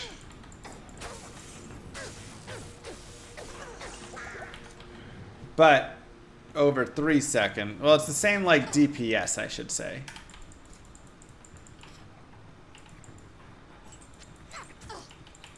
On the first level, but then we have all the bonuses.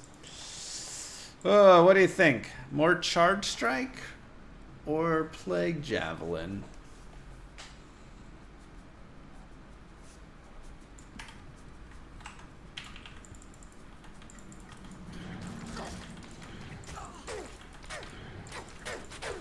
It's tough. I kind of want to try out Plague. Let's go with it. So probably on level 1 isn't really worth it.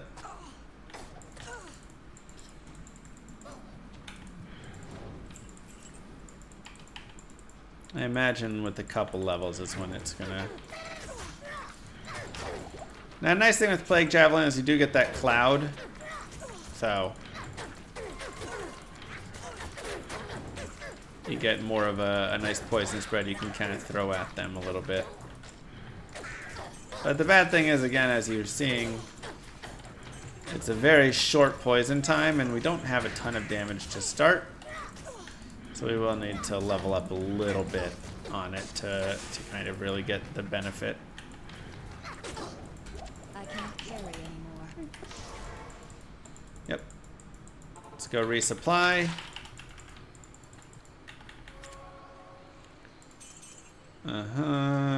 Telekinesis. We can just sell and buy back the javelins again, like we talked about before.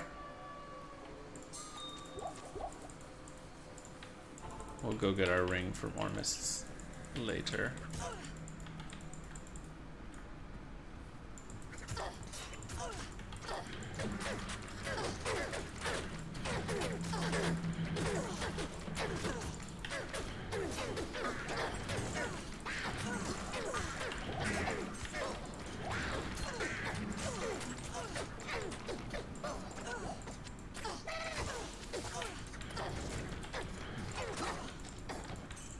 And we're getting crazy good leveling right here. Like, we need to be level 25 by the end of Act 4.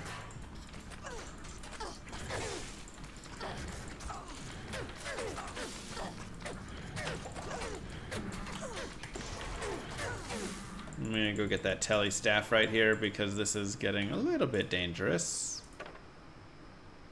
So there's our teleport staff. Come this way.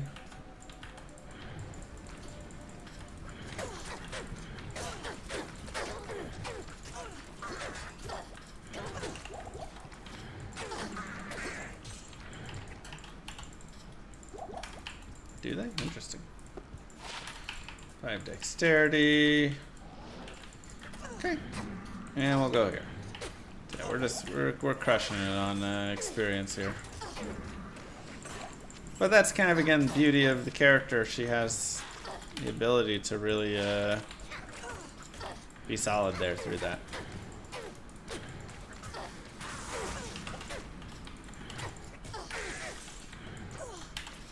A lot of damage output from her.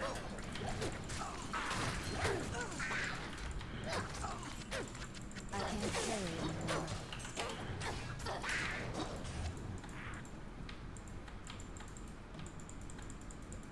Okay. 2 rare rings to check out. Let's see what we got. Attack rating and attack rating, both of them pretty garbage for this character. Throw them in the trash. Good morning. Alright. And I guess I forgot to go get the next waypoint ahead, so that's fine. We'll just have a little bit run through of the Flare Jungle again.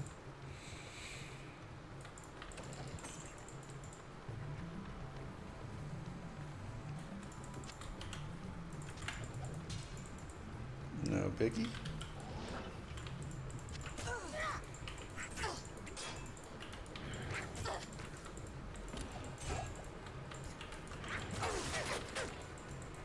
Yeet.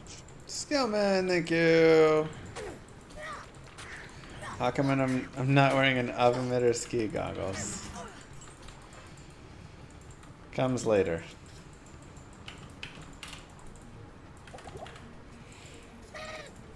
End of September.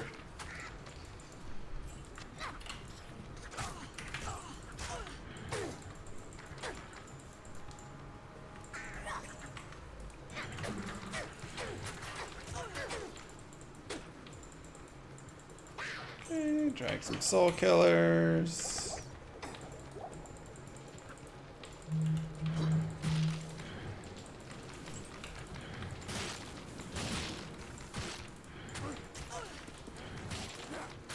And kill as much or as little as you want again. We're actually pretty dang solid on our experience right now, so we don't need to kill a lot. But we can. We are 24, almost 25.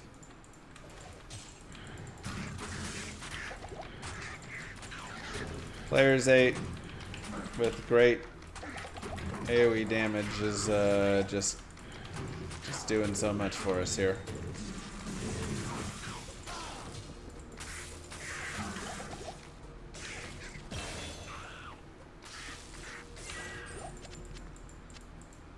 Okay. Gonna look again. See, now the damage starts to really ramp up on Plague Javelin because it's still over 3 seconds, but it's basically doubled. Whereas this is over 30 seconds. So 1,000 divided by 30 is, 3%. Or that's the percentage. What is 1,000 divided by 30? 33 damage per second. Whereas this is going to be doing like about 50 damage per second right now.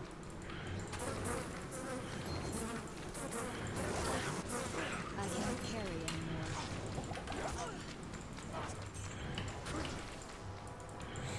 Repeating, of course. You think Poison Jab is viable? Shut up.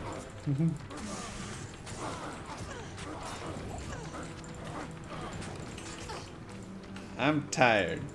I have a baby.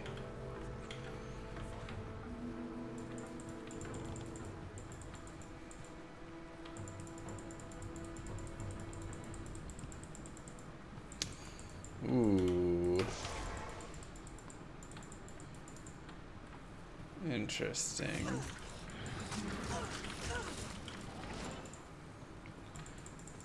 See if this kicks left at all. If not, we'll turn around. Okay.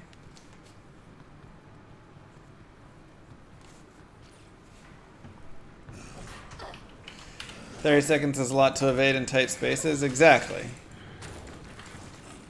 Which is why just laying down 50 DPS can be a little bit better right now. But honestly, mixing and matching Plague Javelin and Poison Javelin really is nice because you can kind of use whichever one is better for the time being, right? Like, oh, I'm not going to be able to get another shot off for 10 seconds on these guys? Poison Javelin. Oh, I'm in a tighter space and need to kill them a little faster? Plague Javelin.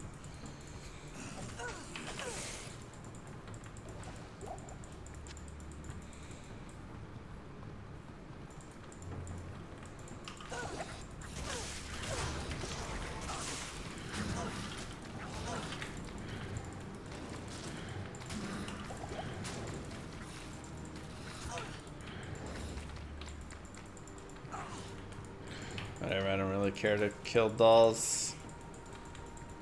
That's a very weird map that has a lot of weirdness potential. See if this is it. It's gotta be, right? No. It's not gonna kick down. So it may end up being over on that left side. This is a very strange sewers with that map.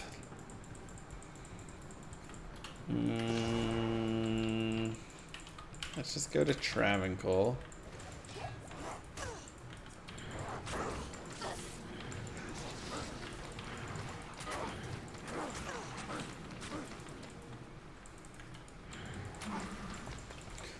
And I'm gonna go down to players 1. I feel like we're level 25, we're crushing it there. Let's just go forward. Hey, Unique, how you doing?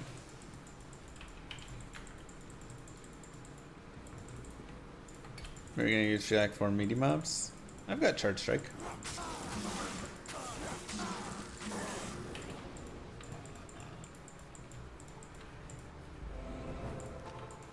Okay, so my guess is it's in the middle here.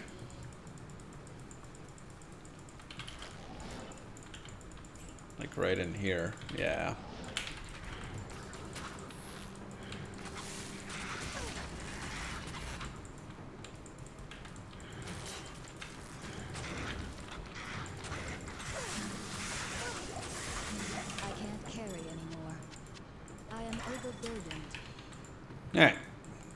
this will be through hell. Multi-parted out like all our guided playthroughs do.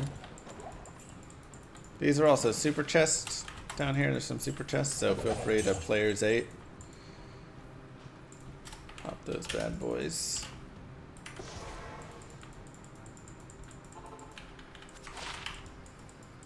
Probably no, thank you. Okay, 3 to blaze. Nothing, nothing, nothing. Oops.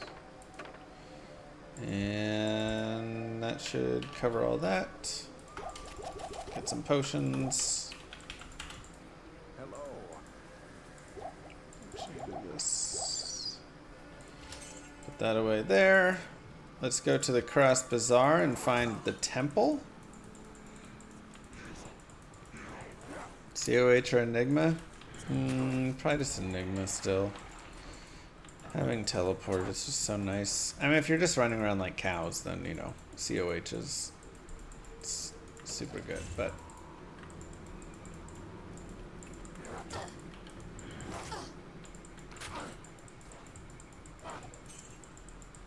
otherwise. So we're just looking for the temple that's facing towards the bottom left.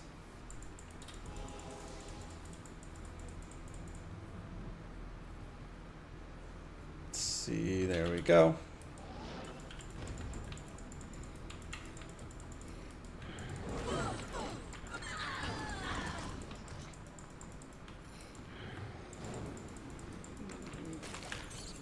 Can I gift you D2R?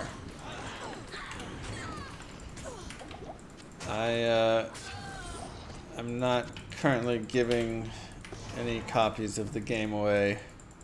If I did, it would have to be just to, you know, a large portion of anyone, whoever wins a giveaway, which I've done many times.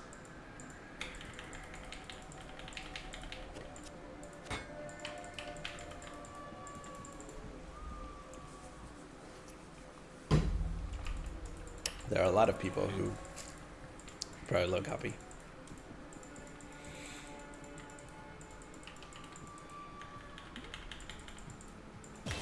We'll talk to Alcor, get our potion.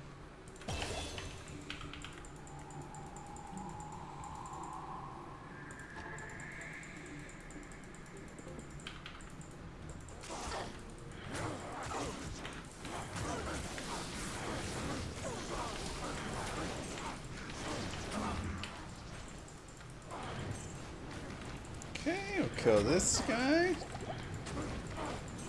Trade an Amrune for infinity.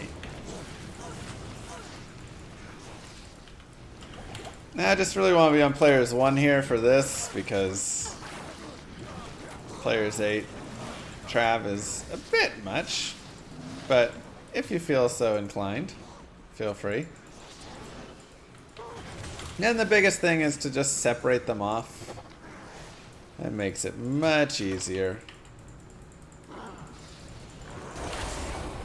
Or, of course, you can dive right in. Charge Strike is quite good against them, actually, and we can kind of do some Plague, Javelin, Charge Strike combinations. You don't have to kill the Travancore if you don't want to. Llama cool, Mr. Llama cool. But we're strong enough on players 1 especially. Thanks, Kitan. Big kisses to you. Spirit or Phoenix? Phoenix is very fun. I'm probably using Spirit still most of the time, but there's definitely times where I use Phoenix there.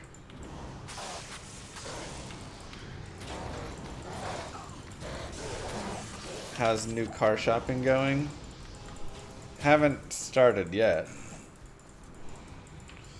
It'd be like really fast turnaround. My mom's been out of town this week, so I've just been doing baby duty the whole time. Am I getting a real car? Yeah, I gotta get a family car now.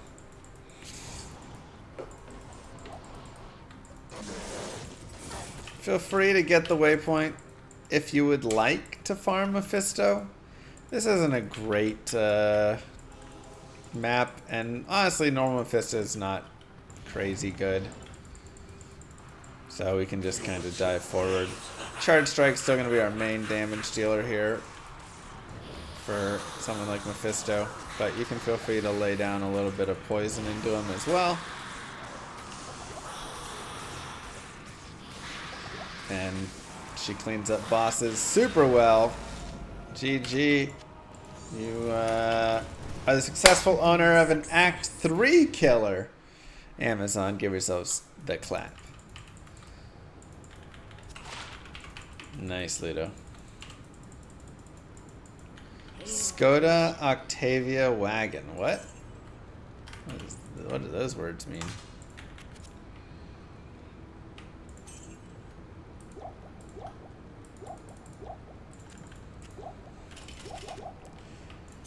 Okay, we'll do this. Yeah, I play PD2 here and there. More vitality. There's a gem shrine. We can, of course, just get a single chip gem, or we can potentially try and save it to get ourselves some perfect gems later on.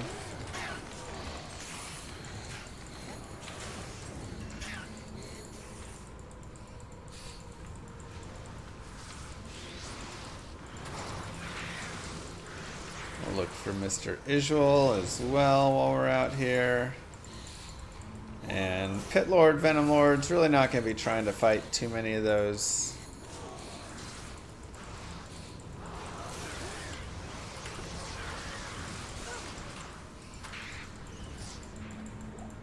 Okay, we'll set a TP there, go get the waypoint, and then head back.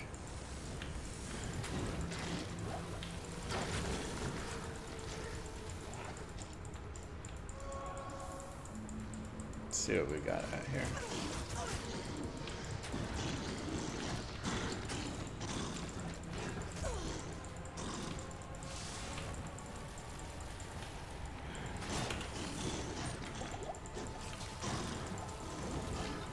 Charm?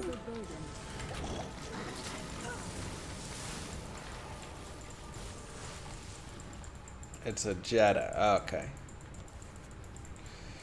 Been to the US for the first time recently, so I can't get over how big the cars are on average. Well, the bigger your car is, the bigger your is. So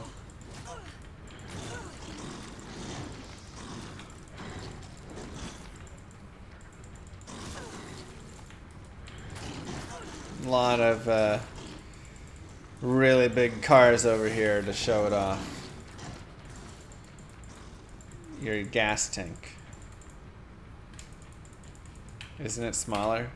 It actually is, but everybody thinks they got a big.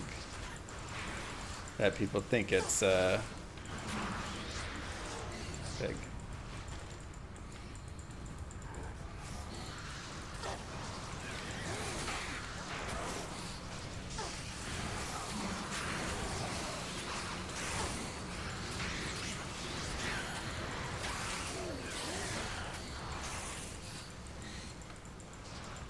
The bigger your truck is, the bigger your insecurity is. Pretty much, yes. Now, are there people who legitimately need and use their trucks? Of course. Do their trucks still need to be as giant as they are? No. Do most of the trucks nowadays not even really have that much more hauling or space, and sometimes even less space than many trucks before? Yes.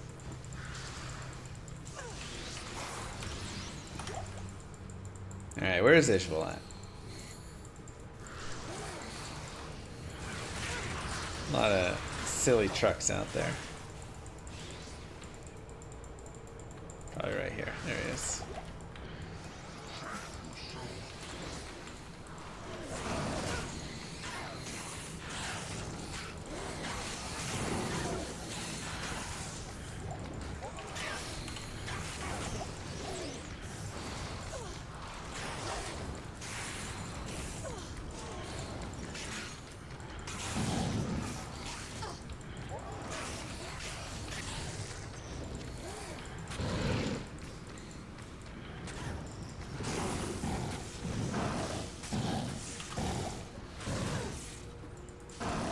There's nothing like seeing a little mom pop out at the grocery store in her giant truck.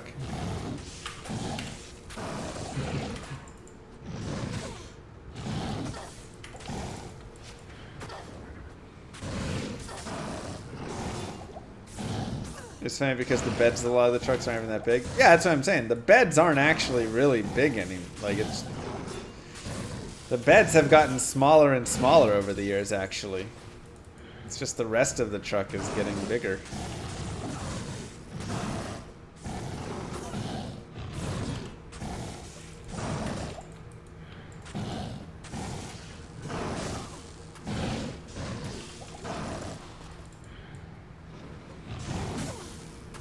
If you're one of those truck people, sorry, just calling it how I see it.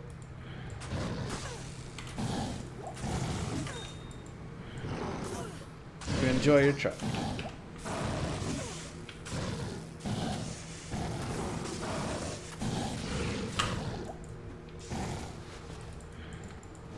That's so stream up.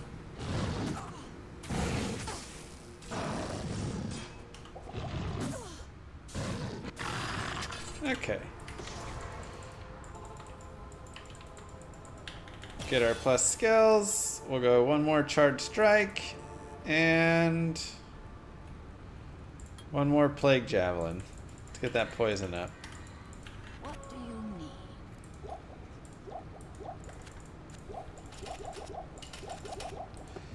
See how it does. 13 to life is better than 9. I'm just gonna replace that guy. Hail to you, champion.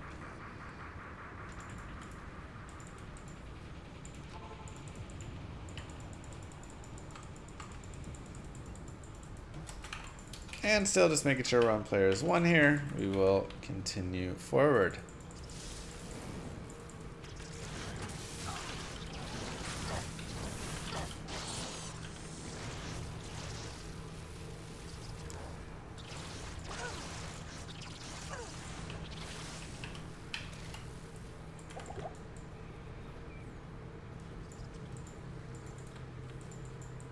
Hello, Slovakia.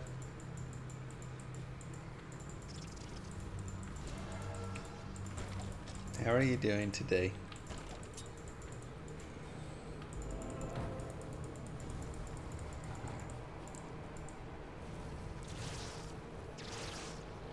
Interesting.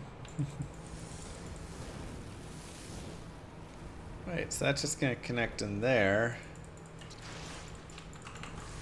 Oh, it does go down further right. Okay. Let's go do our forge. Why not? Amrune could be nice. Nothing game-breaking for this character, but I wouldn't hate an Amrune. Help us with getting a piece maybe in Nightmare. No. Aww. I can't scare you. Good try. Green's your color, baby girl. Wow.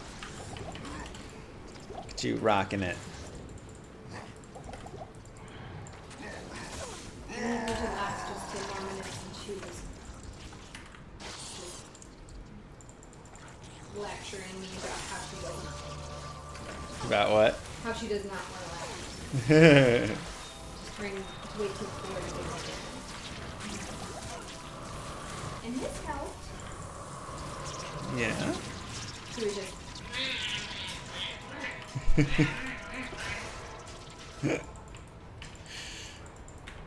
She does have a lot of opinions. Yes. This helped. Alright. So we have that. We can go ahead and refill our tome. Yeah, we finally got Malice if we wanted. And we have the gem shrine outside of town. That's right. That's what we saved it for. Perfect, Ruby.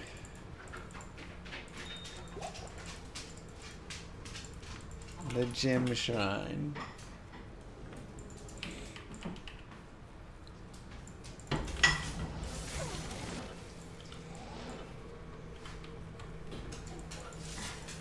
Was there runes in the game came out? Nope. Runes didn't come until Lord of Destruction.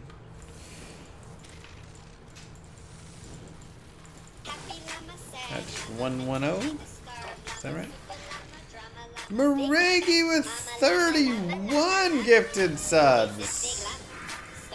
31 gifted subs. Expecting an onion. Oh. Let's get that count to 1800. I was like, we didn't agree on no onions, Maregi. Holy cow, Maregi. Mwah. Thank you so much. Crazy. Crazy kind. Appreciate that a lot. You can gift subs for onions? No, we did not agree on that. There was no onion discussion. What? Smells like onion? Oh yeah, of course it does. No, Whipped cream. rotted or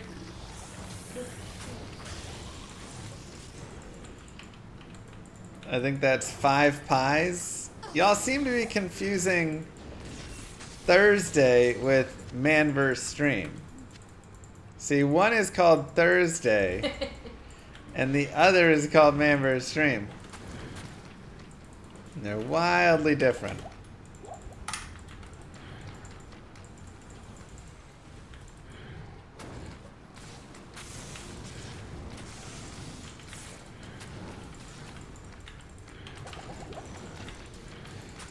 Poison's actually pretty good in here.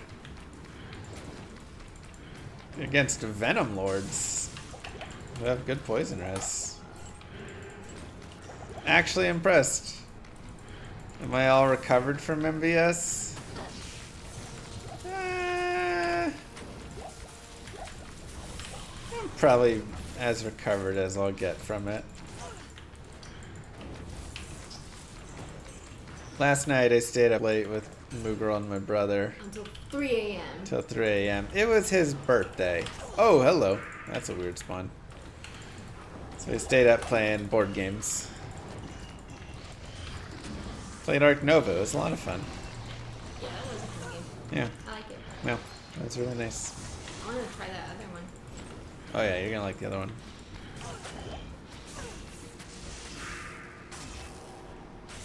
Recovered from MVS? Yes. Recovered from onions? No. I am overburdened. Probably Zynga.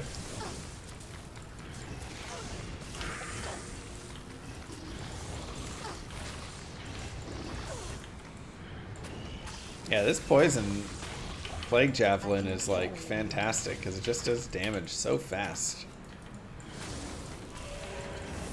Just such quick damage that it takes everybody out.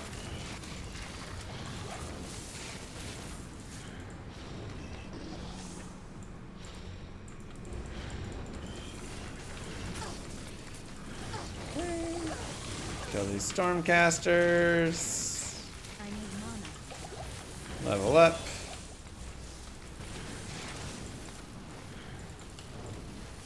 Grab another Plague Javelin. And let's go. Go above his head and talk with Moo Girl directly. Whoa now. Hang on.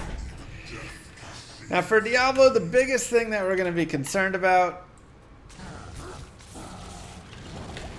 is his lightning breath right now. Also his firestorm is pretty deadly, so if you see him go for either of those attacks, you gotta run. And if he freezes you like that, generally if you don't have any thawing potions, it's a good idea just to get a little bit away from him. There's his firestorm. Because trying to dodge out like that can be rough.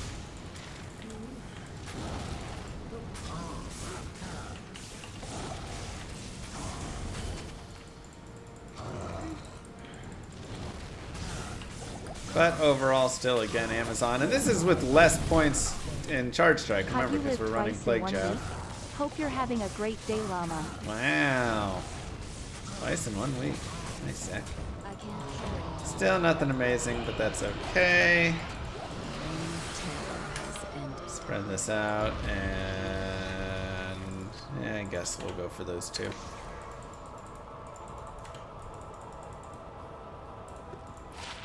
Oh, the onion breath was terrible. That's why do you think I'm fully shaved?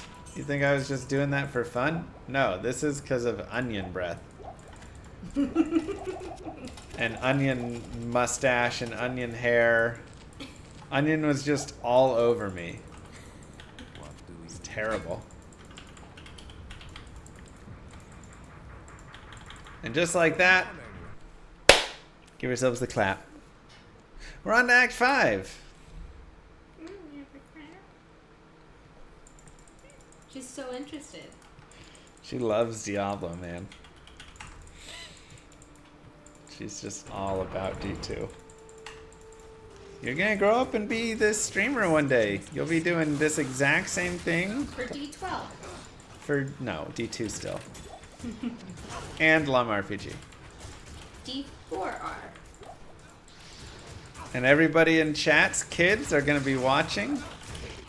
We're just gonna go down that line. Baby Lilith will be a doctor. I'm also okay with that. No. But how about staying in the family business? No. Doctors? No. One day, you two will be getting paid to eat onions on stream and gag. I'd rather her get paid to eat onions than be a doctor. That's Dang. Too much. It's too much. Too much. It's stressful. It's a lot of working. They don't pay doctors enough. We didn't say she's not a doctor of Diablo. My goodness, Moo Girl. Anyone who's a doctor, thank you so much for being a doctor. Onions are heckin' healthy. They are. But man, oh man, are they hard to take a full bite of. Especially red ones.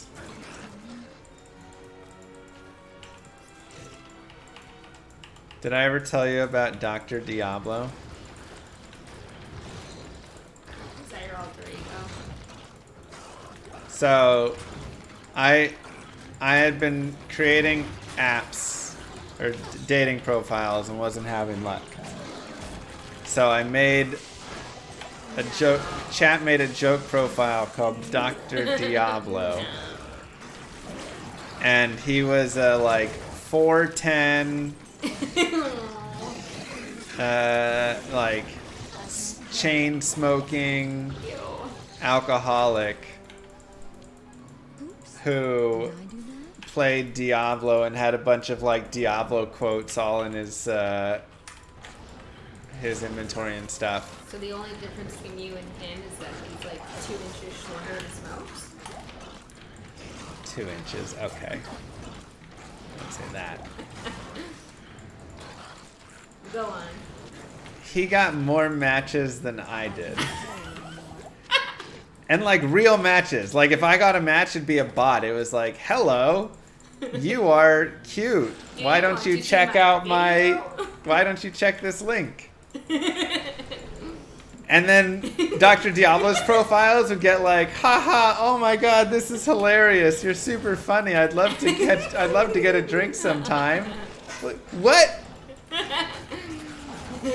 What do you mean?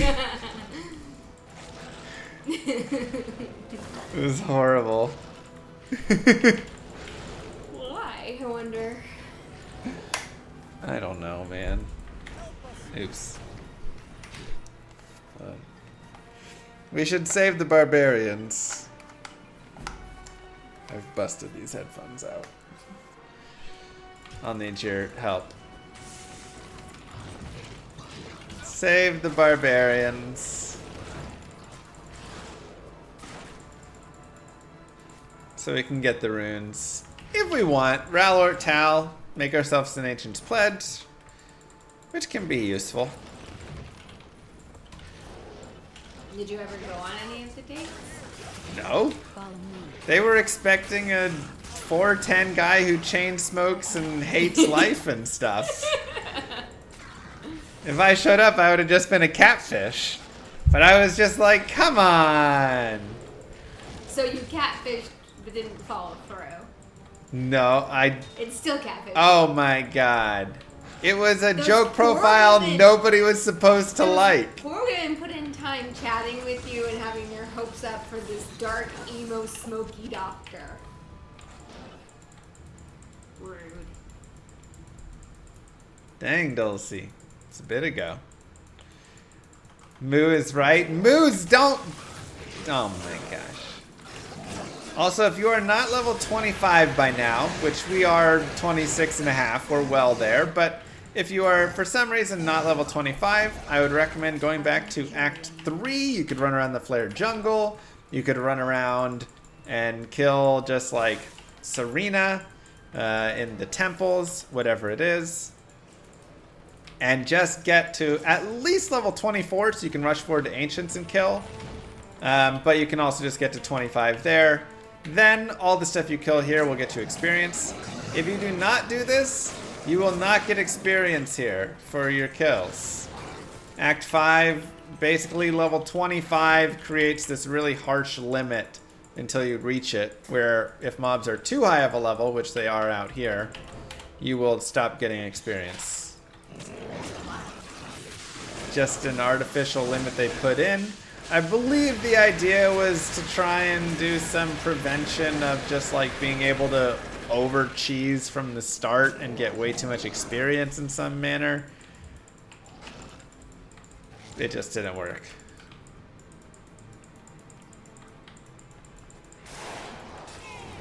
He probably did, Friendly Shambler. Plus, like, yeah, when you're getting like rushed, it's like you still get really good experience, but it slows it down in the early spots, whatever it was. Yeah, people were just being power leveled basically, and so they wanted to limit the power leveling, but in doing so, they just made it kind of annoying for if you just play through the game a little bit faster and don't kill like all the stuff. Yeah, I know, right? It was super annoying. 4, 3. You did it! Nap time! Yay! Have a nice nap. Thank you, Daddy, for entertaining us. Of course. What are you here for? That's my whole job.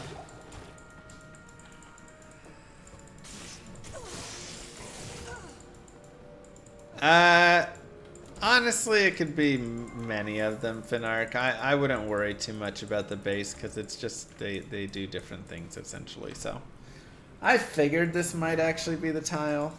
I should have just checked it first.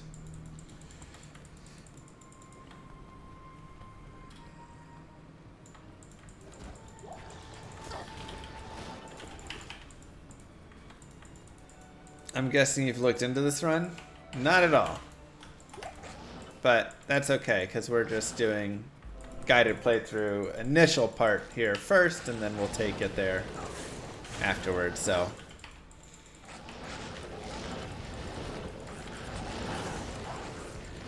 How's Lum RPG coming along? Coming along pretty well. It's got, you know, there's still plenty of pieces to do. We've got to do polish on a lot of stuff, but there's a lot of, I mean, it's just, you know, so much coding and so much stuff to be done on the back end for all the pieces. So, you know, that stuff is getting worked through. Skills are getting worked through. There's a lot that's happening with it, which is really nice.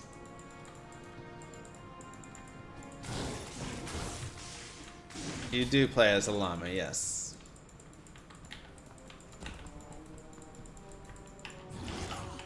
So, visually, there's not as much to show right now in terms of change. It looks pretty similar. You can see definitely more is happening with combat, but like what exactly is, you know, not fully there to see, but yeah, it's a 2D top-down game there. Yeah. I just want to get this waypoint because I have Anya kind of prepped-ish. And I don't have the crystalline passage waypoint. So we'll go back there. How do you gauge if the combat system is fun? That's where you guys are going to come in. I mean, myself as well, but essentially I'm going to have everybody test it. And if the combat system isn't fun, it's going to really suck. But we'll change and do what we need to do to make it fun, and if we have to redo the whole thing in some crazy way, then we'll do that.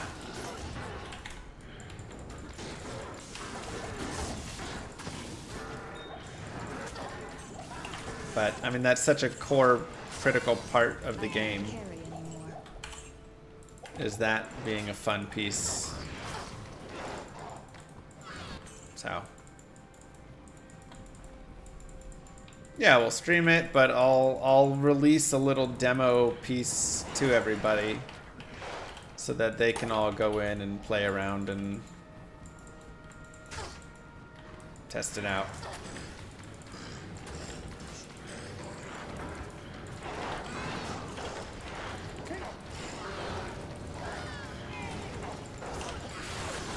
Go ahead and save Anya here.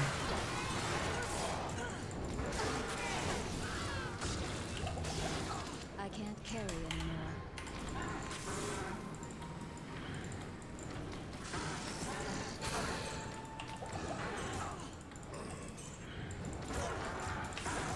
Does Streamline RPG count as dev stream? Yeah. I'd say so. Get out of here, Steven.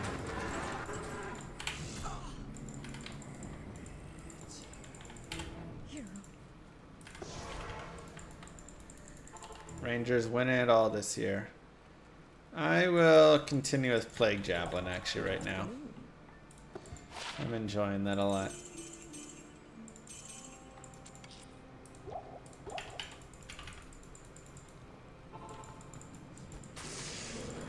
Yeah, Warren streams dev work on it.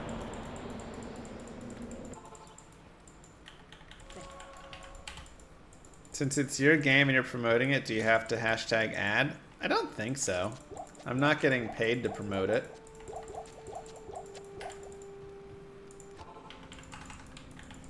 Combat and itemization has to be good, like it's essential. Yeah, I mean, this isn't an ARPG, it's a JRPG, but I still agree.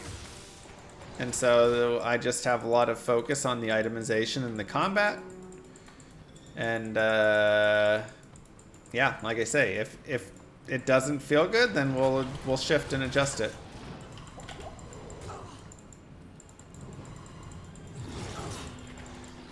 Vitality, plain and simple. This is a terrible map, isn't it? It's probably right there, just to the left of that. Yep.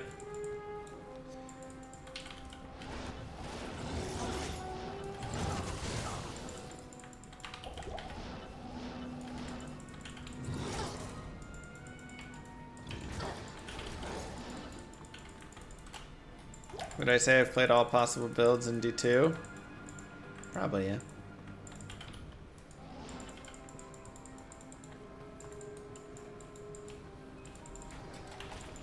Okay, make sure we're on players 1. And if you want to restock potions, you completely can.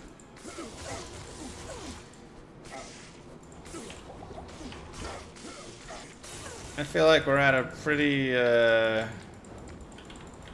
can't. I might need javelins, though. Alright, let me go repair, and then we'll do that. I don't have any points in Valkyr Decoy.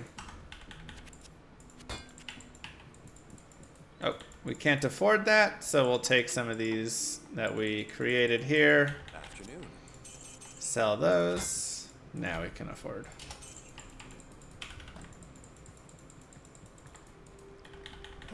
Yes, it's a turn-based RPG game.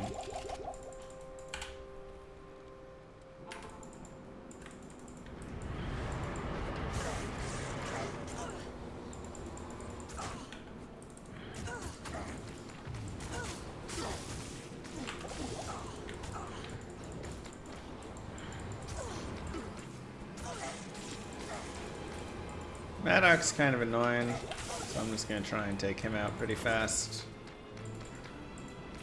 Then we'll deal with Talik and Korlik together later.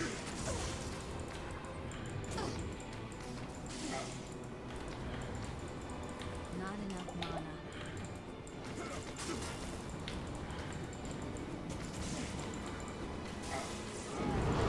It's not the same way that Diablo is going to be with their turn-based combat. Like, they definitely have a different design, but still the general idea, yeah. Anyways, we can just come over here now.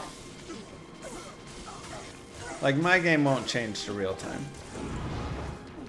And we can just take them out really easily right here. Talik won't spin on you if you're right here and he's right here, because he would spin off the cliff. So it's a nice, easy spot. I just want to keep buffing this Plague Javelin, honestly. I'm having fun with it. And we have enough Charge Strike damage. Like, Charge Strike is godly, and if we were to just buff Charge Strike right now, I mean, we'd be doing crazy good damage. You can do that. But this Plague Javelin's actually doing really well. So, it's interesting.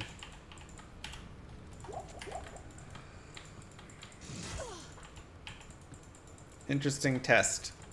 If you don't wish to be in Plague Javelin, definitely you can just be purely Charge Strike. You could go respec right now, fully into Charge Strike, get rid of Poison Javelin, get rid of Plague Javelin, max out Charge Strike, and then Power Strike and Lightning Bolt as well.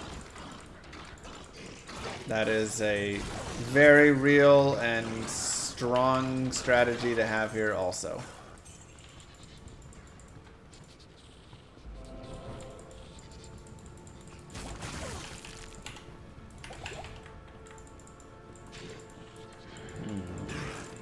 I grabbed that crown because the white crown can get 3 open sockets.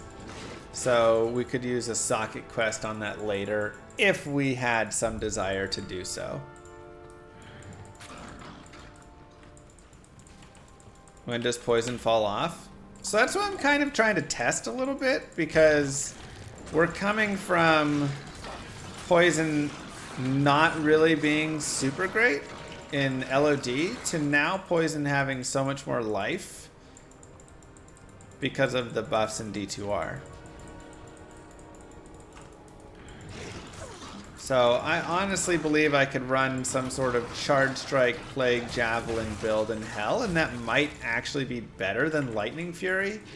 Though Lightning Fury is more fun because you get the fun lightning explosion. You know, everybody loves Lightning Fury.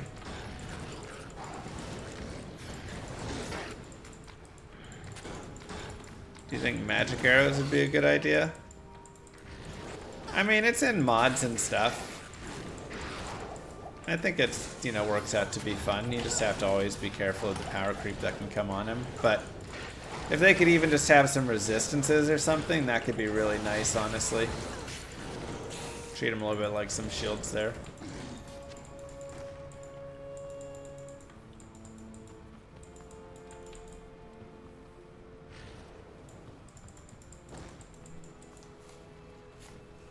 Did they nerf Hammerden? No. Hammerden is still Hammerden.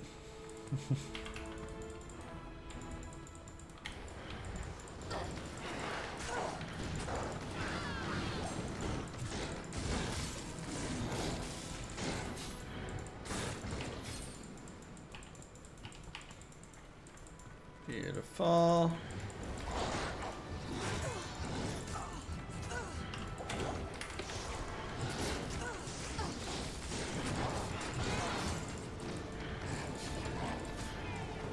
I mean, Death Lord's, she's doing pretty well, man.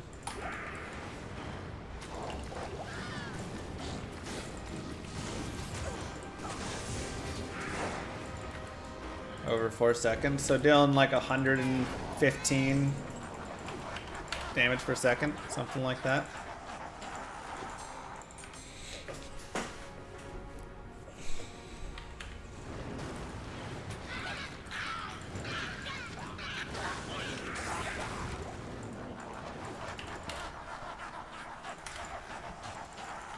Okay, one down.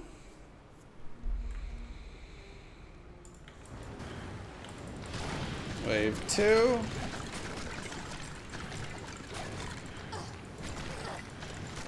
Try and take out all these unravelers if we can. Then we can dive in on Aknon here.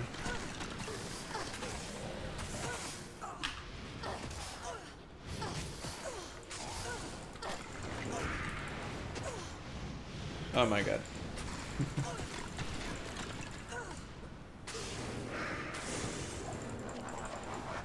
Cold plus is too brutal.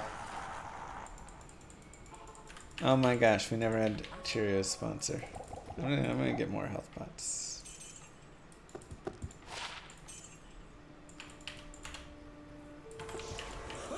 Wave 3, and we can definitely play around with the idea of like, let's go players 5 here on wave 3.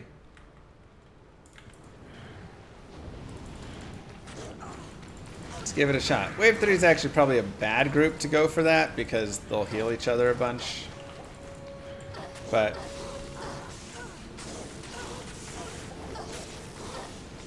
we can still give it a try. If we can get them kind of lined up well enough.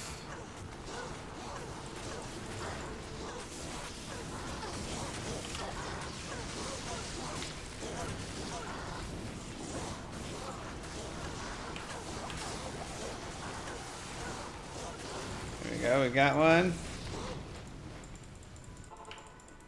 Greetings from Czech Republic. Hello.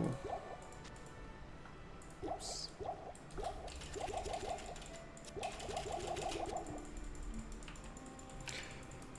Yeah.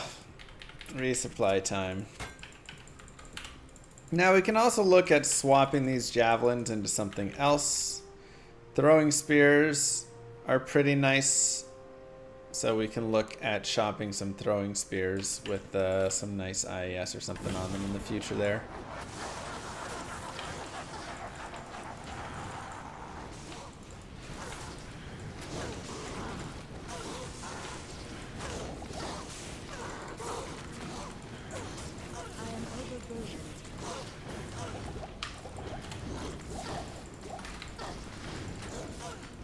It's going pretty well actually for killing them.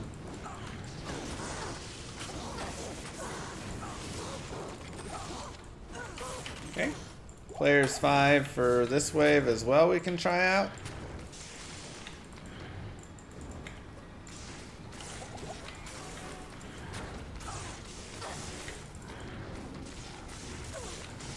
I definitely miss having my full charge strike, I'm not gonna lie. Go down to players 1 for the last wave. So we're just experimenting some.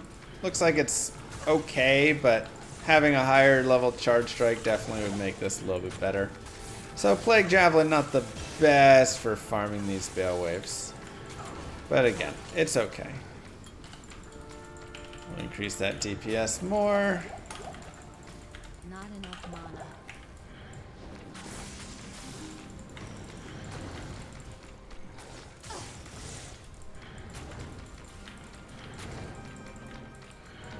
If we just get us like a throwing spear with 40 IAS, which we wouldn't chop till later, we'd be flying.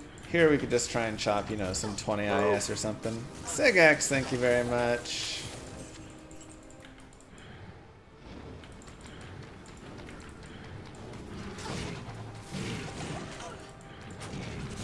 So wave 5 always creates the issue of they hurt so much. You can decide if you wish to fight them or not. You can see we definitely have the ability to fight them. But I don't really care to. There's better things for us to kill. Level 29. Get ourselves a little vitality.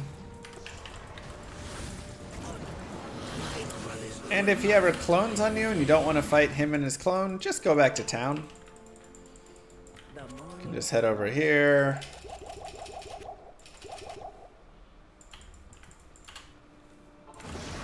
And if you go there for 8 seconds, he will despawn.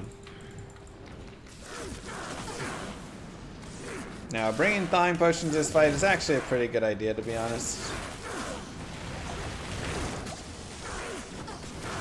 Hopefully he doesn't just go too crazy with it all, but...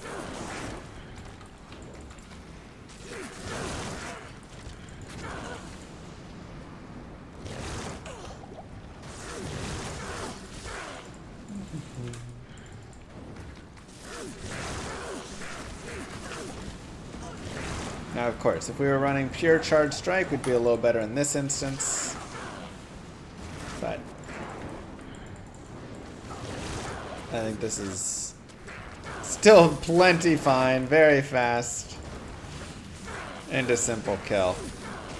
And then we get to enjoy Plague Javelin.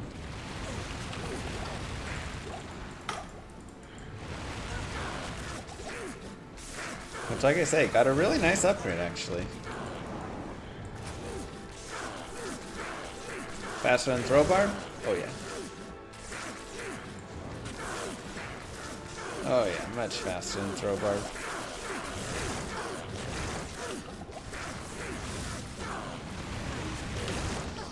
Oh, we'll just whittle him down a little bit.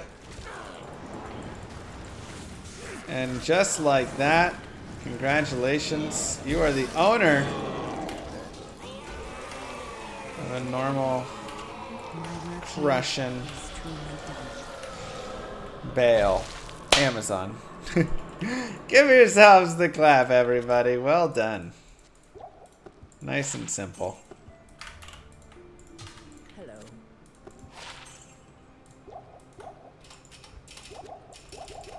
Get some potions. We can head over here really fast. Get our runes from Qualkek. I try to be Those nice away. and buy baby stuff and you reject them. Abusive streamer. Will you be at TwitchCon in Vegas in October? What did I reject? TwitchCon Vegas in October. I don't believe so, but it may change. No current plans, though.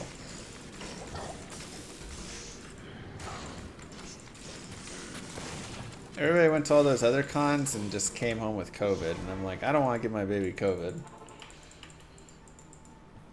So I'm not certain on doing it.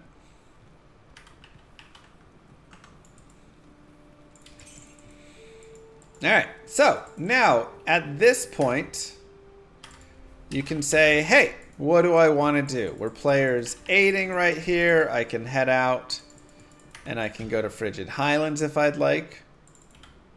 Right? I can just continue in normal, leveling up. Let's just get experience. Level a few times. That's totally fine. This is a fantastic place to do that.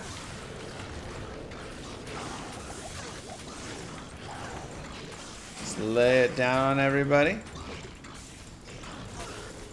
You could additionally just move on to Nightmare at this point if you would like. Nothing wrong with doing that.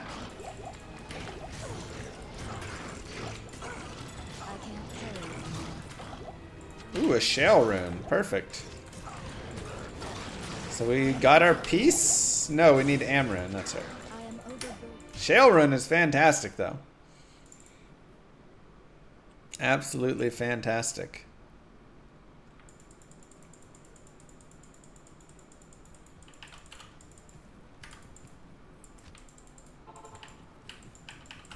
Good place to get a hunter's bow for 4 open socket.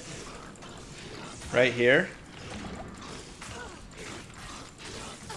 Interesting.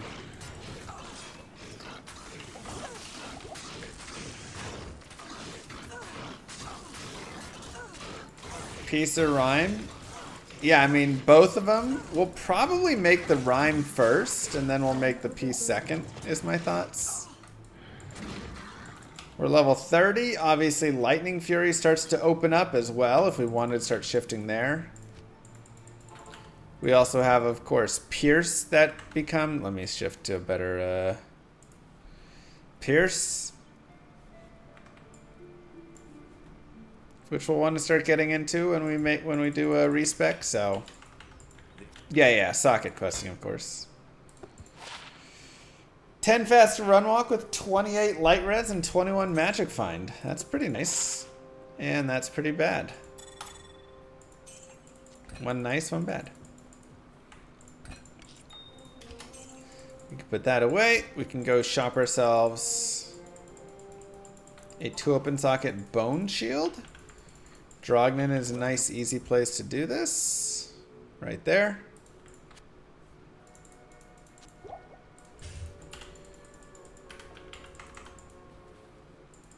Okay, where's our shale rune at?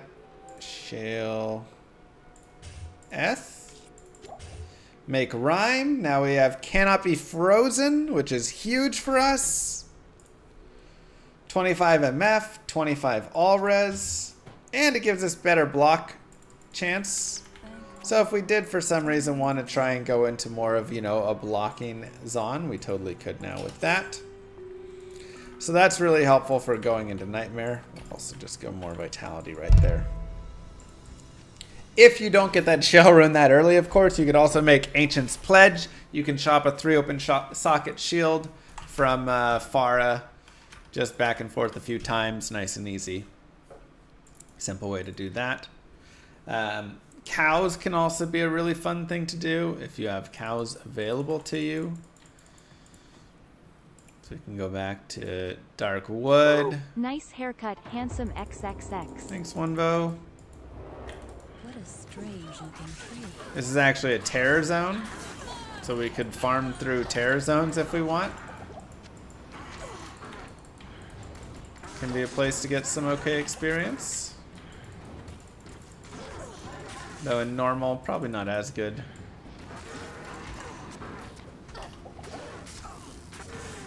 Amrune! Oh my god.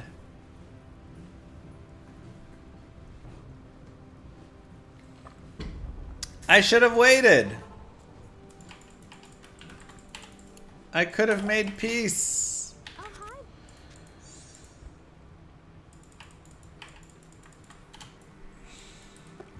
I should have waited. Alright. We'll go Cold Plains. We'll go to the Stony Field. This seed has been absolutely wild.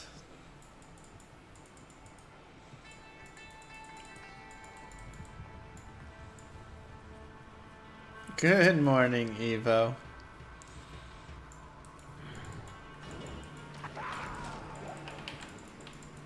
How's it going? Okay, we'll go Stony.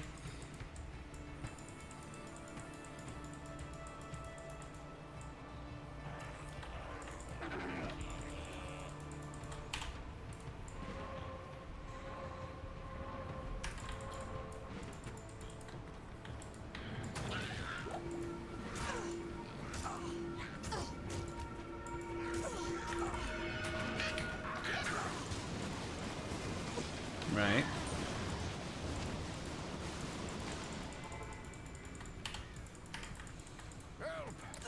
Save Mr. Kane. Deckard Kane, go to the rogues' camp without delay. And poison time. Make it in a phase blade. That's the workaround. 10 mana, 1 dexterity, cubit, and cows.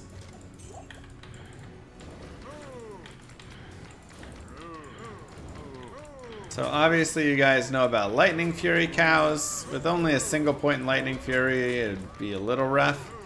But if we spent a little bit of time, can definitely just murder tons of cows nice and easily here. And this is a great place to get runes, a great place to get bases, a great place to get gems and jewels. Lots of nice things. You can find your soul rune in here. You can find your am rune.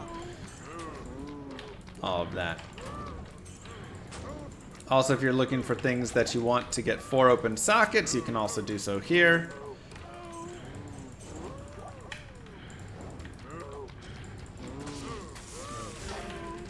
Oh no.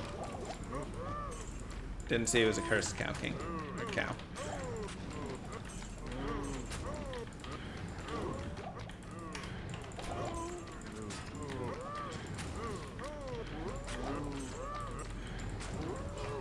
Yes, plenty of bolts and arrows here as well.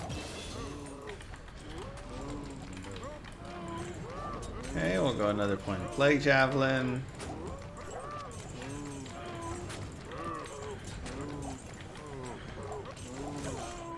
There's a hunter's bow. So that hunter's bow gets 4 open sockets as well then, right, Jim?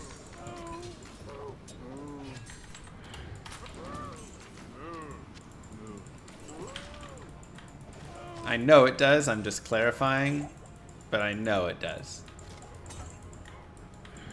Yeah, quality doesn't matter. It just means I have to Larzik it. Which I was gonna do anyways. 5 max damage, 48 attack rating. That's nice. But I'm not really certain we'll ever need that. I'll hold that anyways.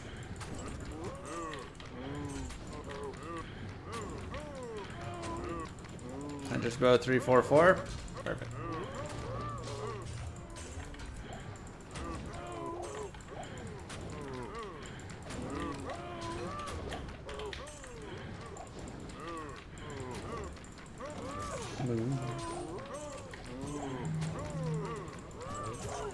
Yeah, the cow's voices are the Blizzard employees.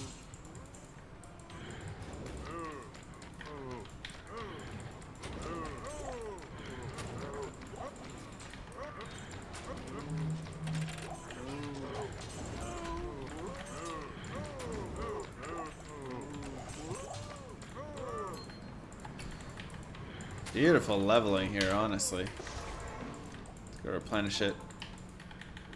Data clock? Not quite. We got a little bit. Greetings. Oh wait, why'd I sell there? Oops.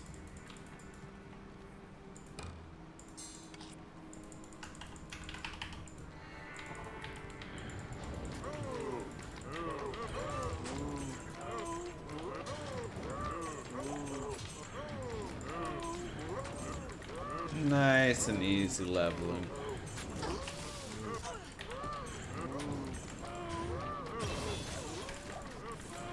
Now we do 1,000 damage over 5 seconds, or over 200 damage a second. Which again, it's pretty good damage.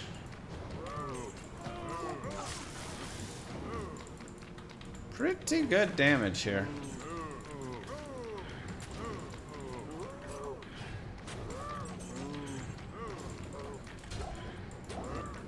And we got Death Sash as well, and another Shell Rune. Holy cow.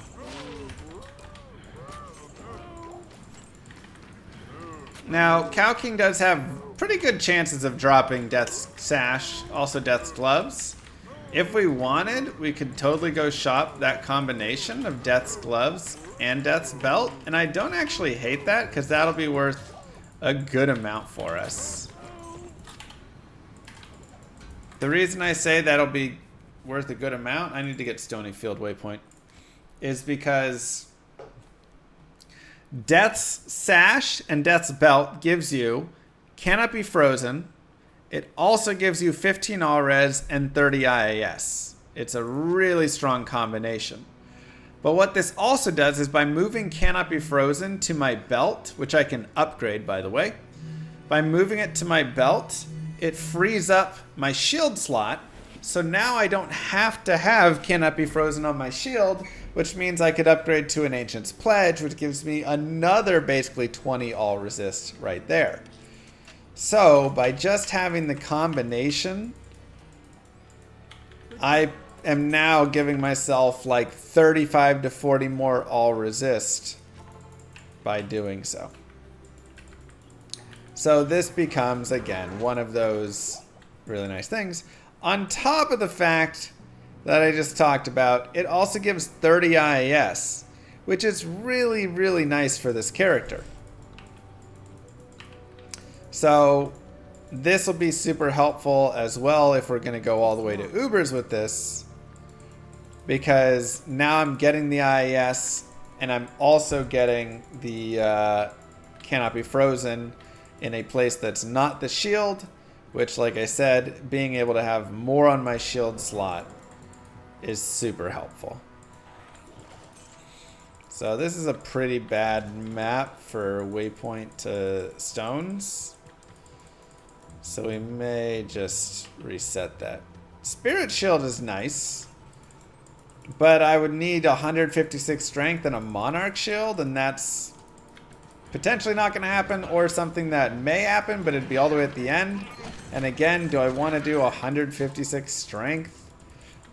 That's a lot to trade off. Now, it'd be something we could look at still, because yes, Spirit does give life, mana, skills, hit recovery, you know, etc., etc. Lots of really nice things. So we could see what all the trade-offs are, how much we'd be losing, gaining, whatever. 4% light res, it's a little bit low. I'm gonna hold this here. 10 FCR, 9 MF. I'll just put that over this one. And poison res 6.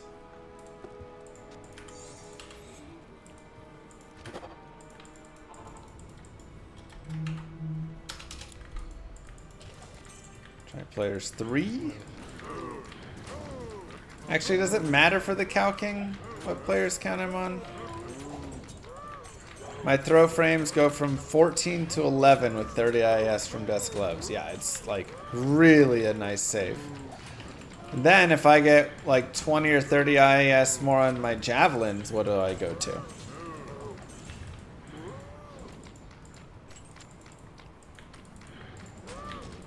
Or a throwing spear or something.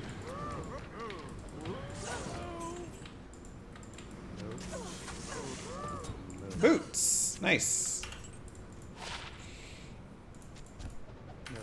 Fabulous boots, actually.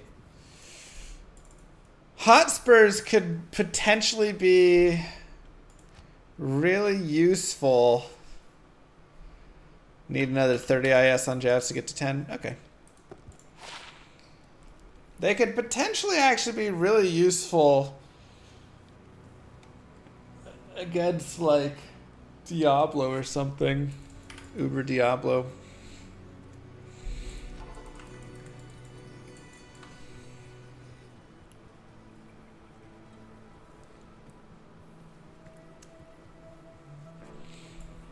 Hussar Sit is nice, but I don't need attack rating, really. Nokazin's booties. Pretty much.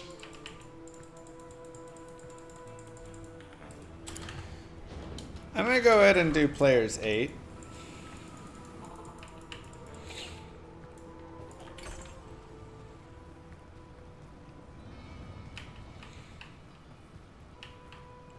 Just in case that matters for calking some. Now, something we can also do right now is just go over here really fast. And why running only calking? Because I'm looking for Death's Gloves. Now, again, we can run more of the calking if we want. And then just pop this. Boom. 40% more magic find. Big ol' boost. Oh, I also need 50 strength for 21% more magic find there. Right? this. So yes, we can run around and kill whatever. Perfect topaz plus regular topaz hurts you. I mean, the thing you have to remember is we are playing where we're trying to just like optimize in small ways. And yes, you can sit there and always just wait and try and farm it up, you know, to 2 perfect topaz if you'd like and do all of that. That is totally fine. But here, it's good enough. And a lot of times that's something that you just gotta say, okay, it's good enough. Our topaz, perfect topaz, whatever, is that really worth a ton where I need it to be so perfect? No. Can pick up more experience while we kill all these guys here.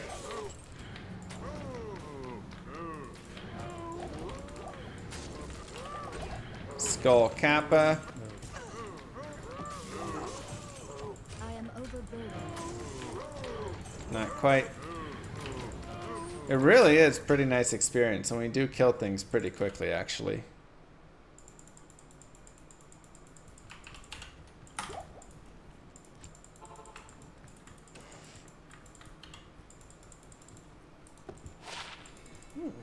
Nice belt.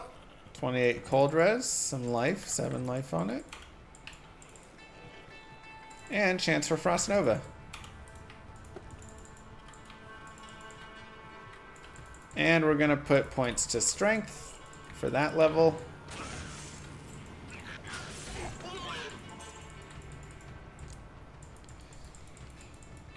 Yep, normal Cow King has the best chances for dropping Death's Gloves. He's got really good chances on a few different things, honestly, so. You just do control click and it'll go up by 5. Now, you do not have to do this at all. But like I said, this is a great place to farm both of those death pieces if you would like.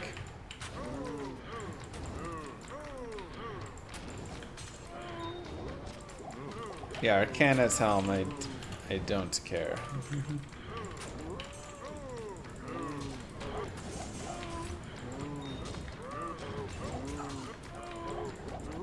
Okay, nothing this time.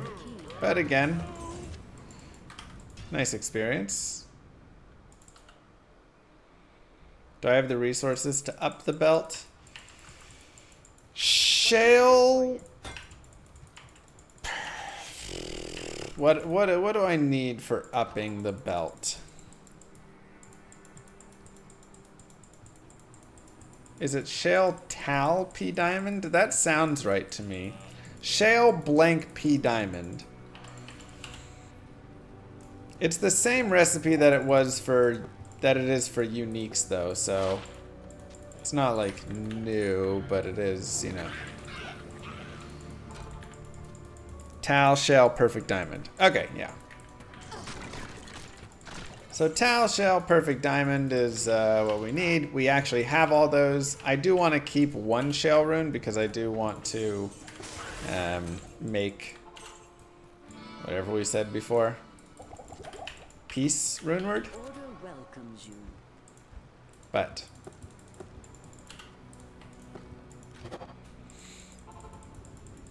I'll probably reset my map after this because it's just not quite close enough to the Cow King map.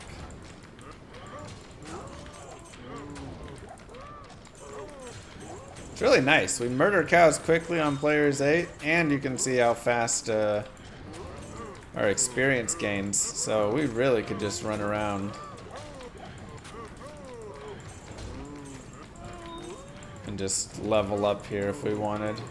Another flawless ruby. Oh, it's a flawed ruby. Let's go. Thank you, Tato Plays. And this is also a place where we could easily grab an experience shrine from the Black Marsh, come back here and just go wild.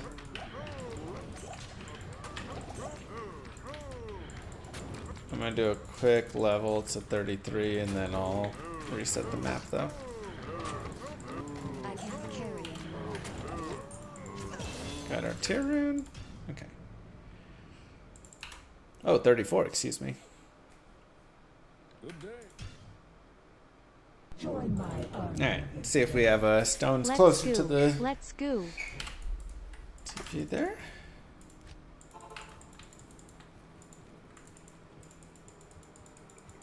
Perfect. Much better.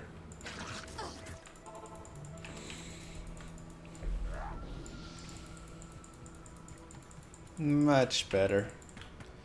More strength. And another point right here into Plague Javelin.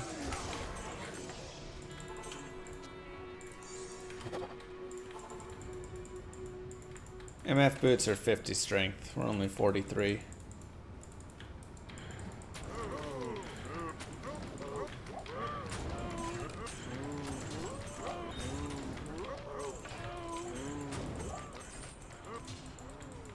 Okay. Let's see if we can find the Cow King. There you go.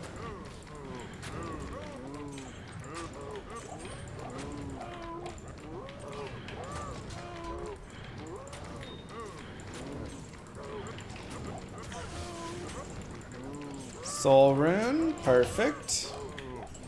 Now we can make Ort Soul.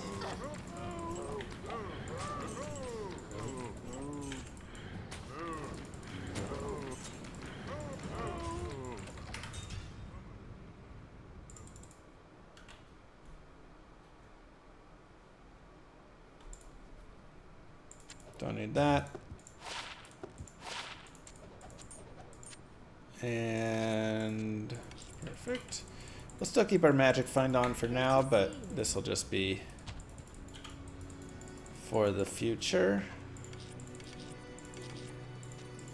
Ort Soul makes lore, +1 skills, are really nice on this character. Oh, good call. I might actually want to hold on to the poison charm. Where did I put that? Oh, there it is. Good call.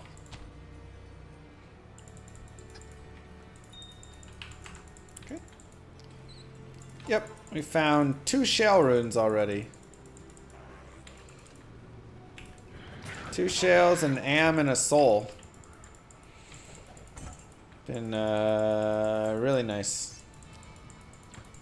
Cows are fabulous for farming those runes. Players 8 cows.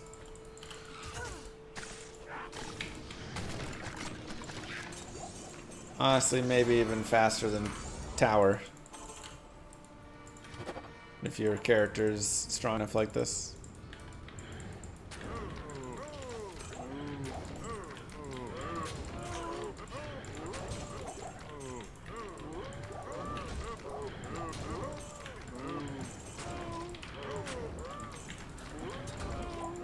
There's another Ort rune.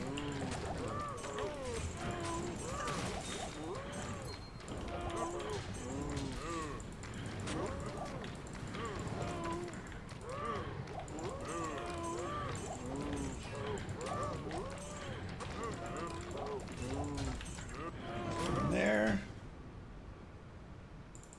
Yeah, I already picked up a low quality hunter's bow there for 4 open socket.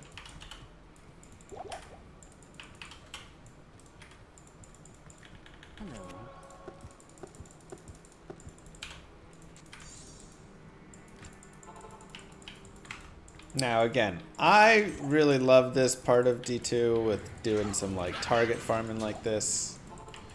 I think it's super fun. Especially when you're target farming and you can target farm things that, you know, it's just like Death's Gloves. Okay.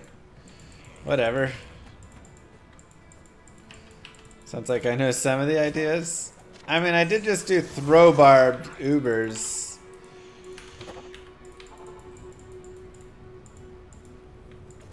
I've got some ideas.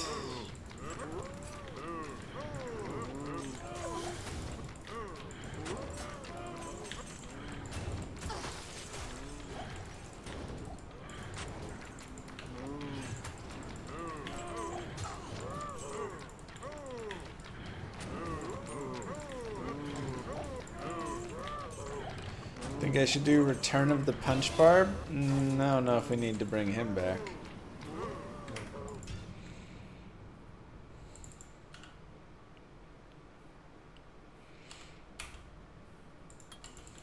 More strength. Greetings. 9% cold res, we'll keep that. Did you go back and kill Bale and Diablo? Yeah, they are dead.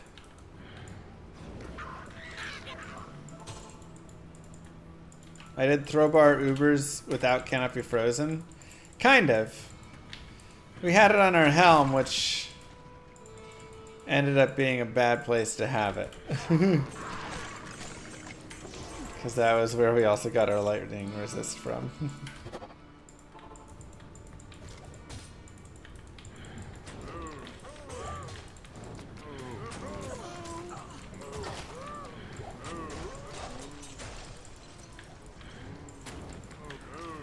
Most impressive run? It's up there. I don't know. Throw barb Ubers without using any harmony is also up there for me.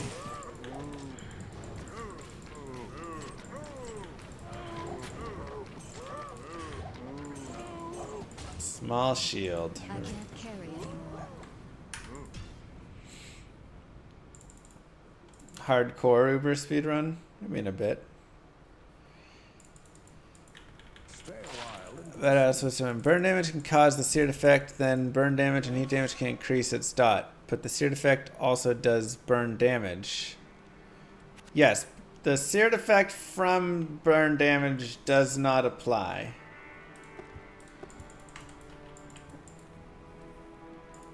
Or the burn damage from the seared effect does not apply. I am overburdened. Well, maybe we should let it apply. It might be easier to code if it does apply. It's just so little damage that's coming through. That's not a huge deal, and they know it's coming as well.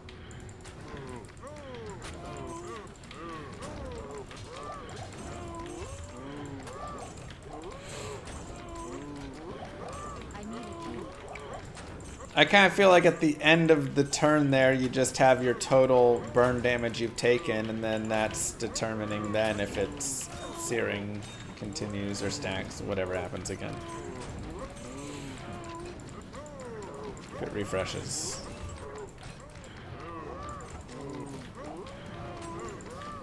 Leather gloves. Boots.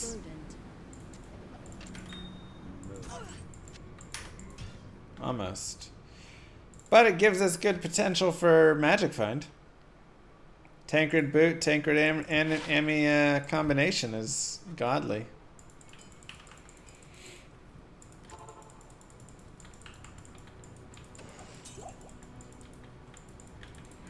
Now, do you think burn is just too complicated, Warren?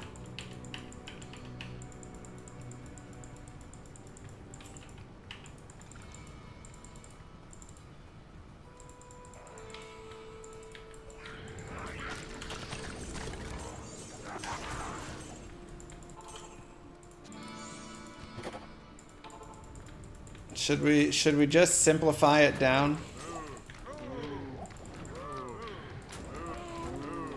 Or is it mostly built in? And what you're saying should work. The idea though is it's only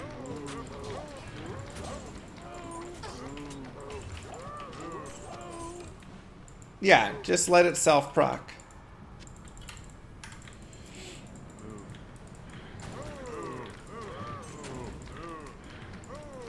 Because it's not doing a lot, right? It does like 3 or 4 burn damage and they know they're taking it. If they take 3 or 4 burn damage, the chances of it proccing again are very low, you know? That's some magic find.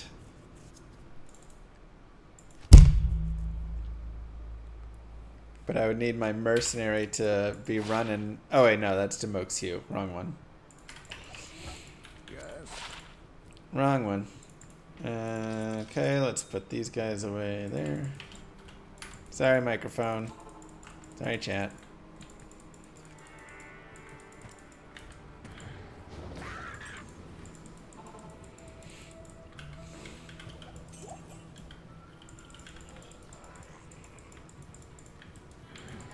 I think Griswold has some chance as well to drop it.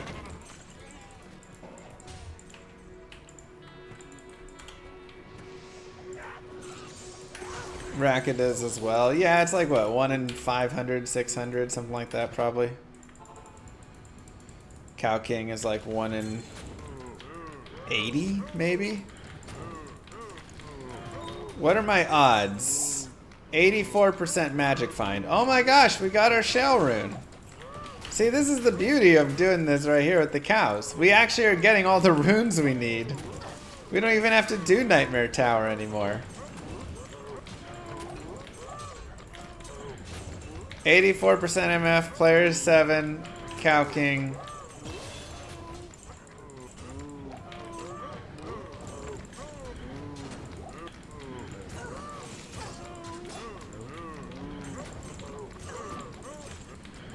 I was looking for all those runes we just found. Rare javelins as well.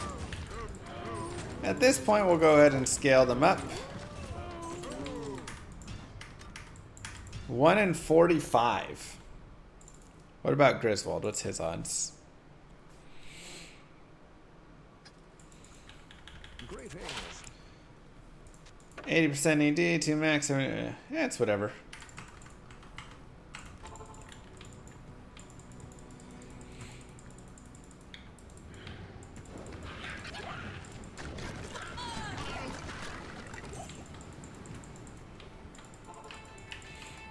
One in 1500.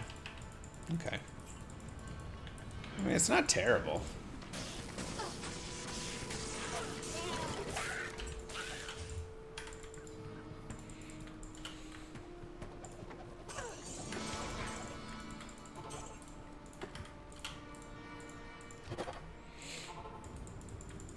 But yeah, 1 in 45. Cow King is just like such good odds.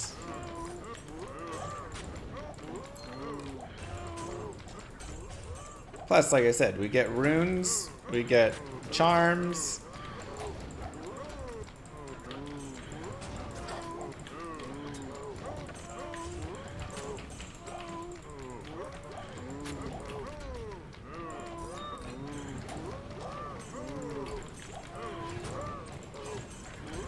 And other nice pieces that may be useful later.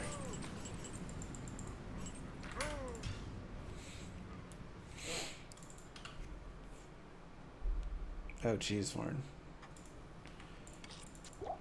4 to strength. Oh, okay, that's where we have it. Let's swap these out. Now we have 105 MF.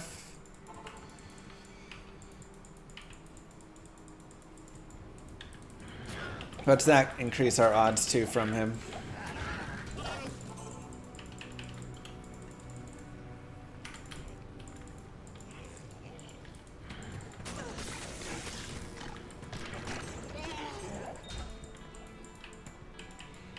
One in 42, maybe? 1 in 41.7? Nice. Good day.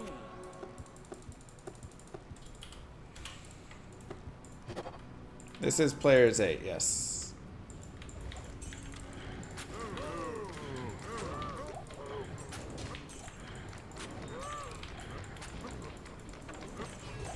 Breastplate.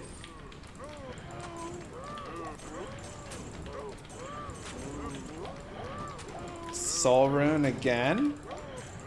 Perfect for our Harmony later.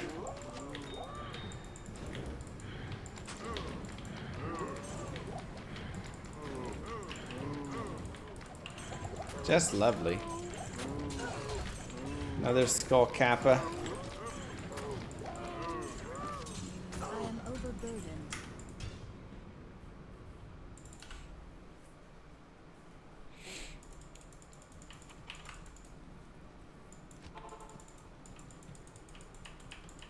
Crit maiden jabs. Yeah.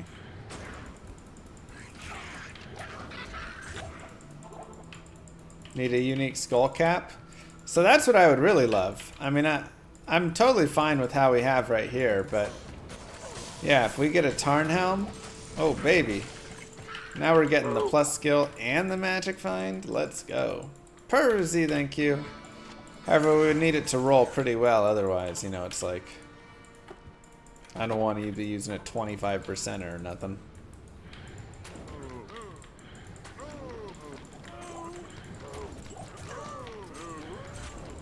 Give me a 50. Let's socket quest it. Put a topaz in it.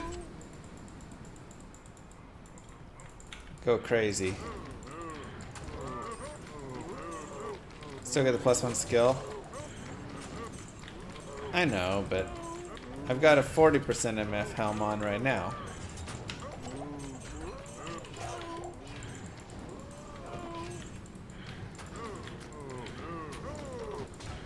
Oh no, we dropped the sash again.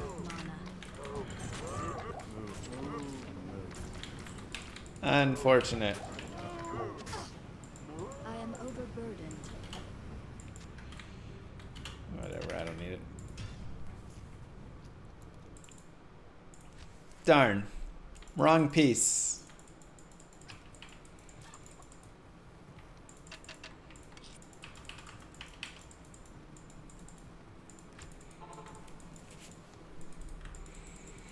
We're looking for Death's gloves.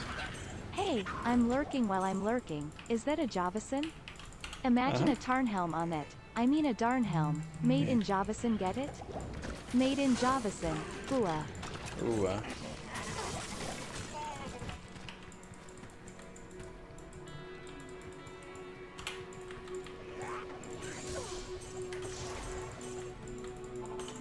Thank you.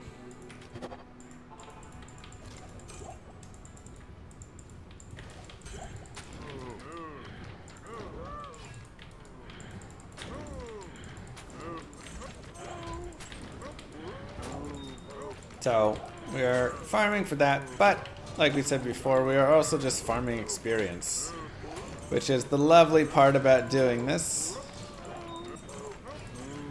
Is we can run players 8 cows.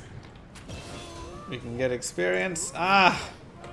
Rare leather gloves. Dang it.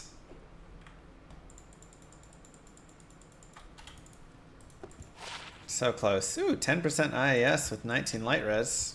Good temps. Yep. With the set green skull cap right above it. Yeah, we're going for the glove belt combo. Oh my god, rare again? Impossible. Quit messing with me, game.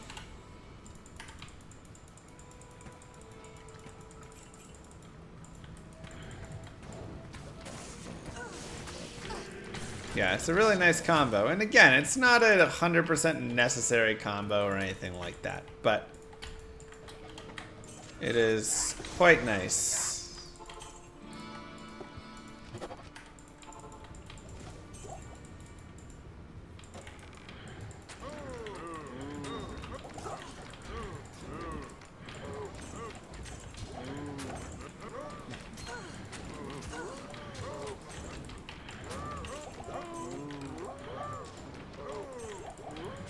Quite nice overall.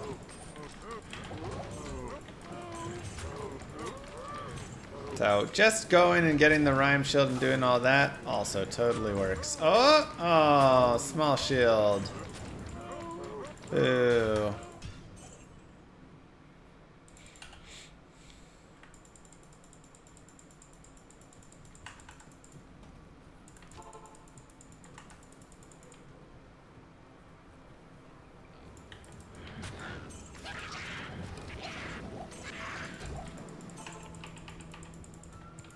Blue leather gloves over there.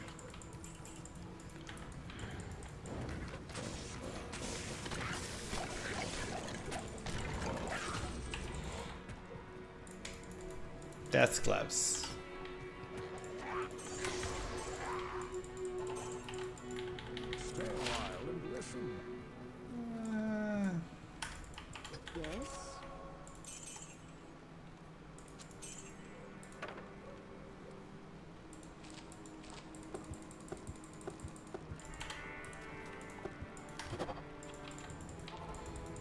Let's go.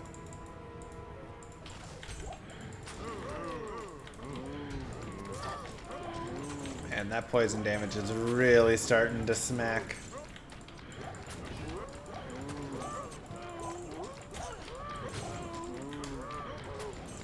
However, at level 37, that experience is also kind of starting to lack. So, we need to get these gloves here soon.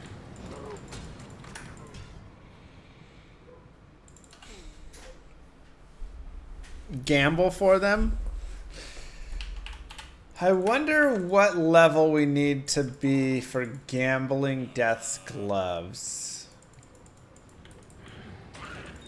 Probably like 3? 4? Something like that.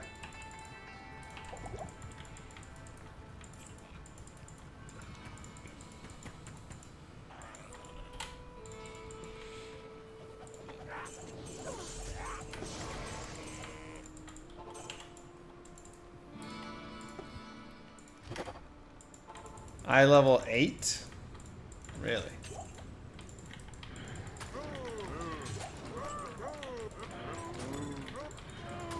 Key level 8, yeah.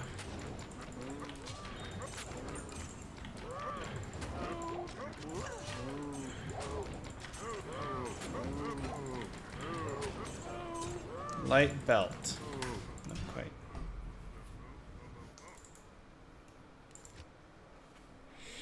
Not quite.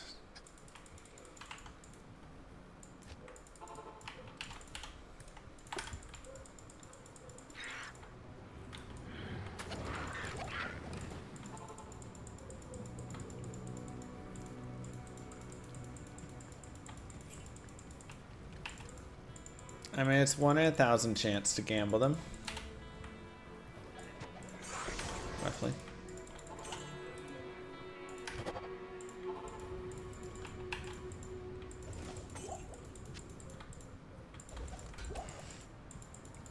Go see how much gold it'll cost. At level 37, it'll be a little bit more expensive for sure.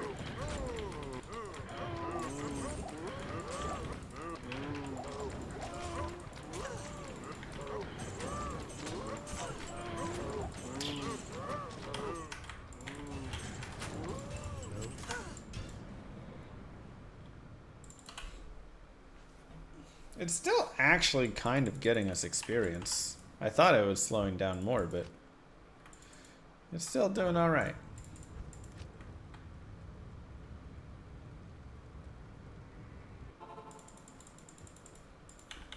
At your service.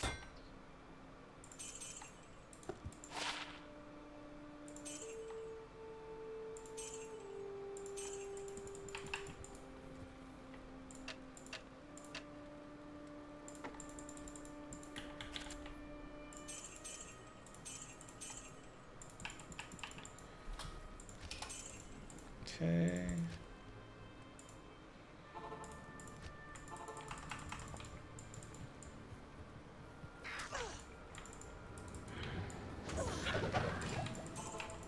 Those 2 sets of rare leather gloves hurt. That's when it should have been.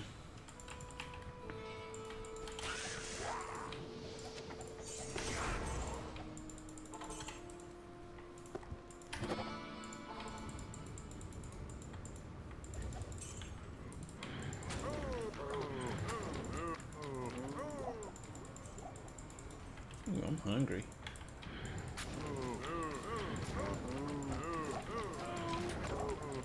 One in 41 chance. Come on, baby.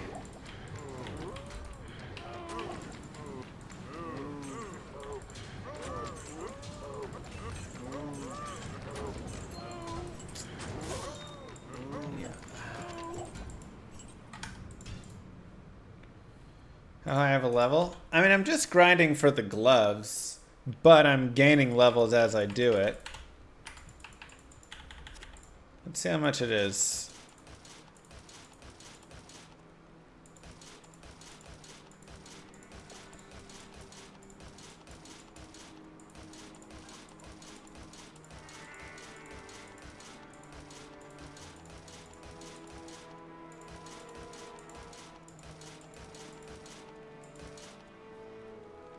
10K.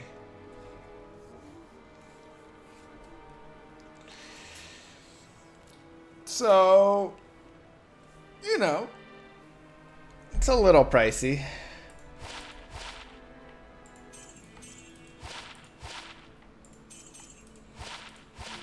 Ugh.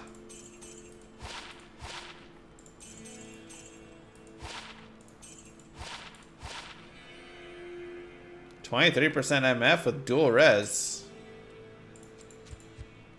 Alright, well, we got some more magic find.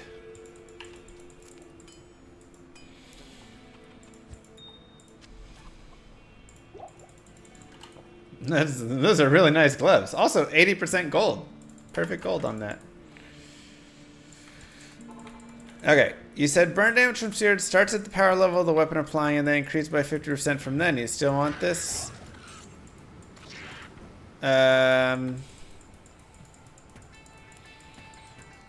Also, what's the base chance of application? 100%? Base chance of application? No, it's based on the status chance. Which is based on how much damage they take. I think I have a formula written up in there for you.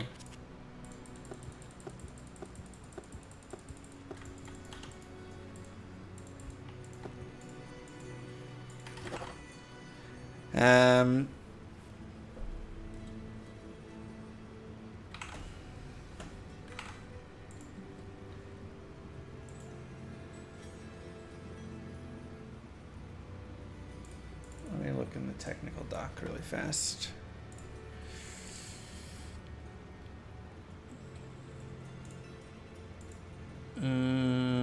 Seared, first dot that increases by X% each time fire damage taken. Where did I put this?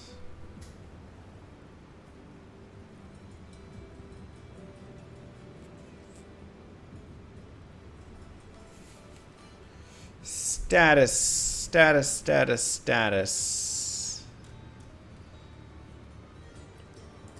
I really feel like we had a status chance for damage. Maybe not.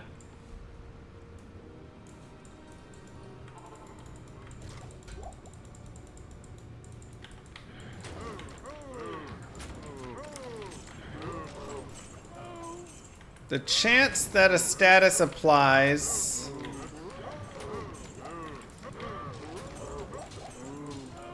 Oh, yeah. I gotta do this.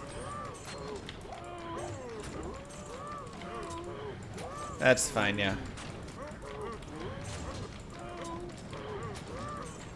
The chance that the status applies is based on how much damage is done and how much life that person has.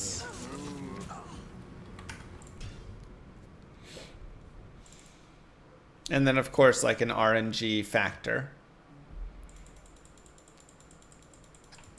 So if you deal 10 damage and I have 1,000 life, your chance to apply a status is going to be pretty low.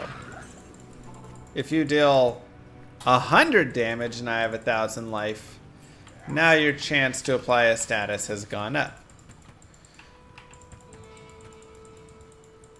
Status chance was on that sheet, was it?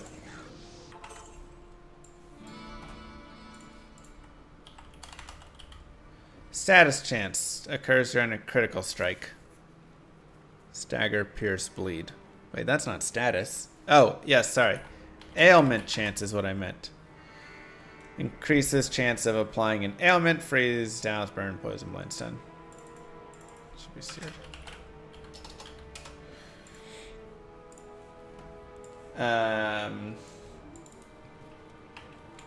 So I guess we just have to think exactly what that formula is. Because there's also, like, you can increase your ailment chance.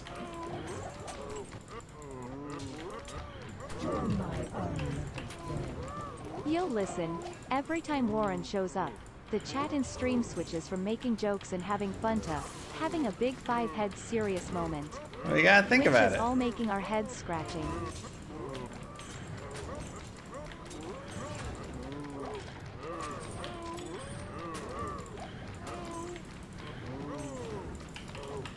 It's just a formula that needs to be created. Leather gloves! Let's go! Also Kappa.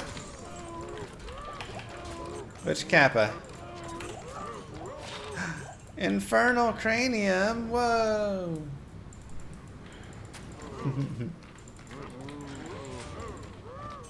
Okay. We got him, boys. Finally. And we leveled up to basically level 38. So, unfortunate that our GG gloves are kind of gone now, but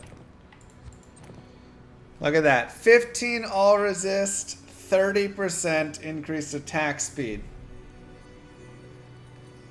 Such a good combination. Plus cannot be frozen, which means, like we said before, look what gems I have. I don't have a perfect diamond or anything near that, so we'll need to go find a flawless diamond. Maybe we'll go back to the cows and look really fast. Yes, it'll be the exact same right there. For any ailment, we'll have the same idea of the amount of damage that is done, which again is why a burn applying or a seared reapplying itself would be super rare, because it's not going to do very much damage. Yeah. Okay, so we have that.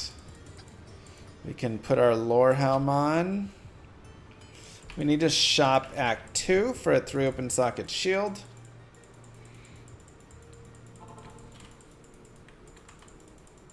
Blessings to you.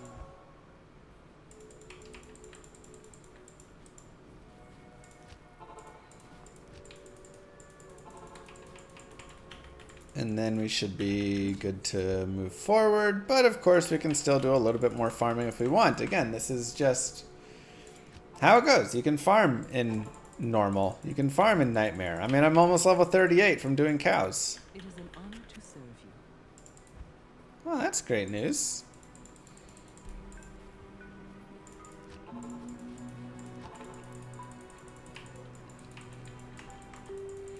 We'll also, you're right, we'll also farm a 3 open socket breastplate so we can make a piece. So we have a couple things here to farm. How may I help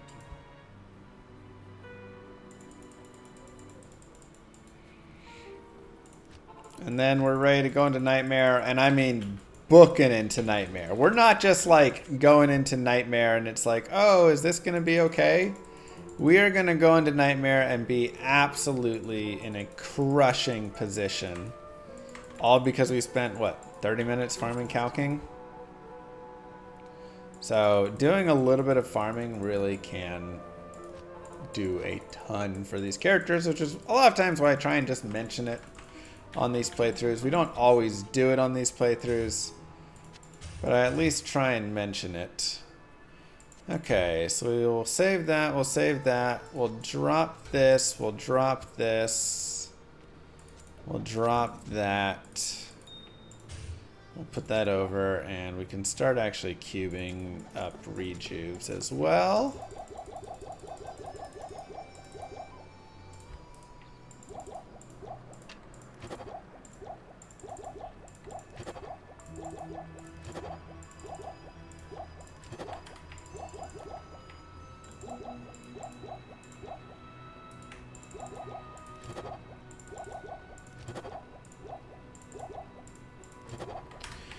Perfect. Okay, now let's get a 3 open socket breastplate. That death 2-piece will easily take you into hell. Oh yeah, this is endgame right here. Like this, these 2 pieces are endgame. Because again, we need cannot be frozen.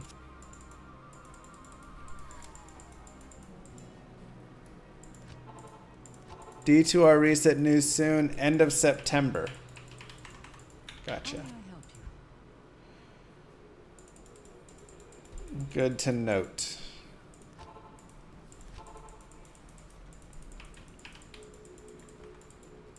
Good day.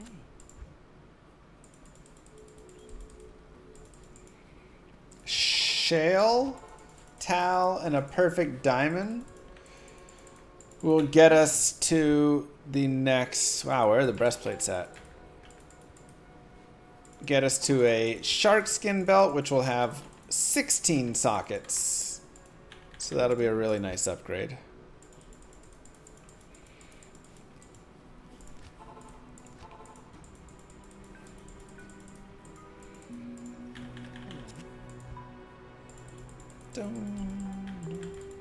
Oh, sorry, Demon Hide Sash. I was thinking it was a light belt.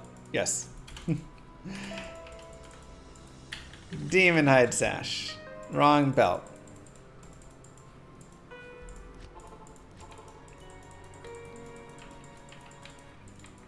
Both very good, though. Come on, 3 open socket. The reason I want a breastplate is because it's a light armor. If I get the others, it will be medium or heavy armor, which means I'll have a movement speed penalty, which I don't really want.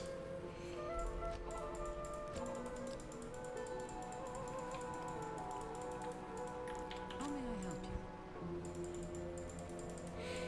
you? That is a thing. Same with shields. The kite shield is a light shield. The large shield would actually be a medium shield, and I would have a small movement speed penalty. 5% if I use that. And then you have heavy shields as well, so. It is an honor to serve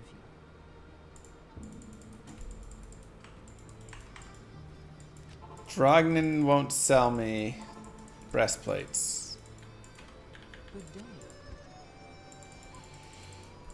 We're getting unlucky. We're not turning shopping music on because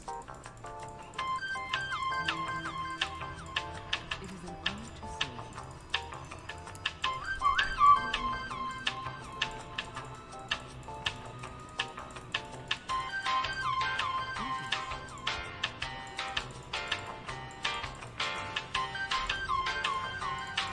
agreed, Game Drinks.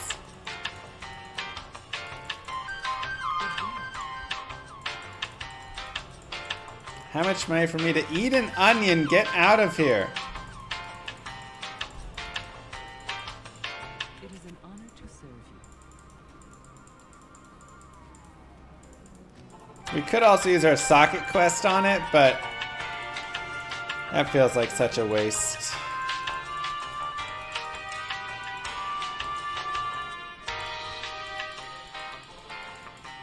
I do like onions. I don't like taking whole bites of onions.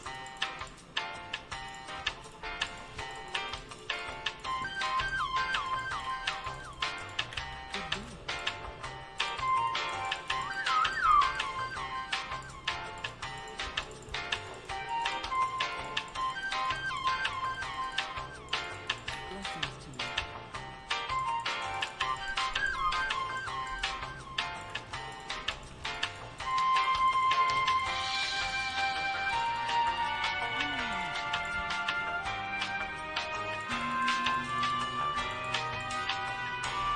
Pez said it, apparently.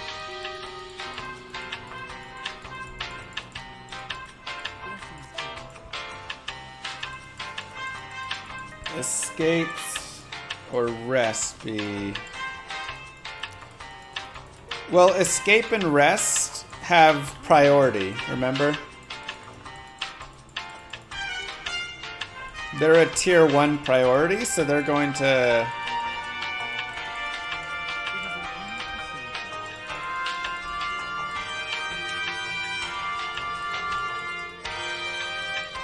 Actually, I like the idea of a rest having priority, but maybe not escape. Maybe, nah, yeah, escape should have priority, and only if you fail it, yeah, then they get their hits off. Blessings to you. Yes.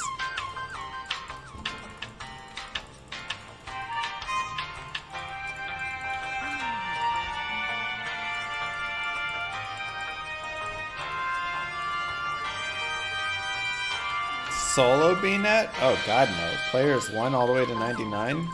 Horrible.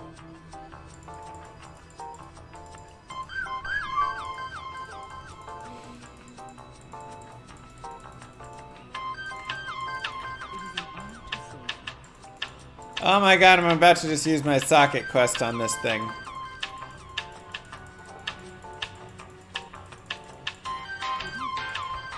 Hey! You just have to threaten it a little bit and be angry. Okay. Shale.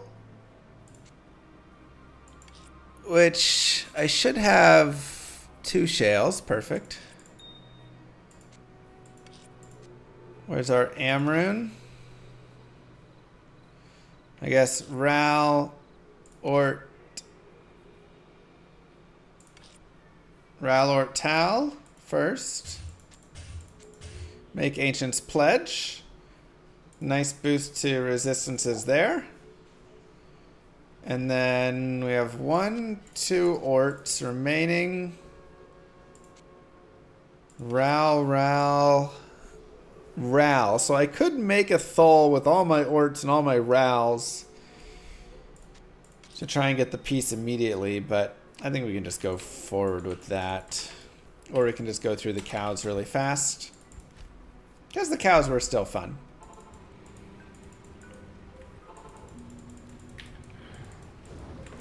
See if we can find ourselves a Thul rune.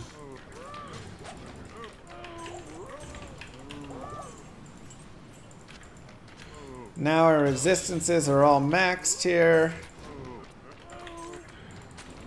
Especially our light res.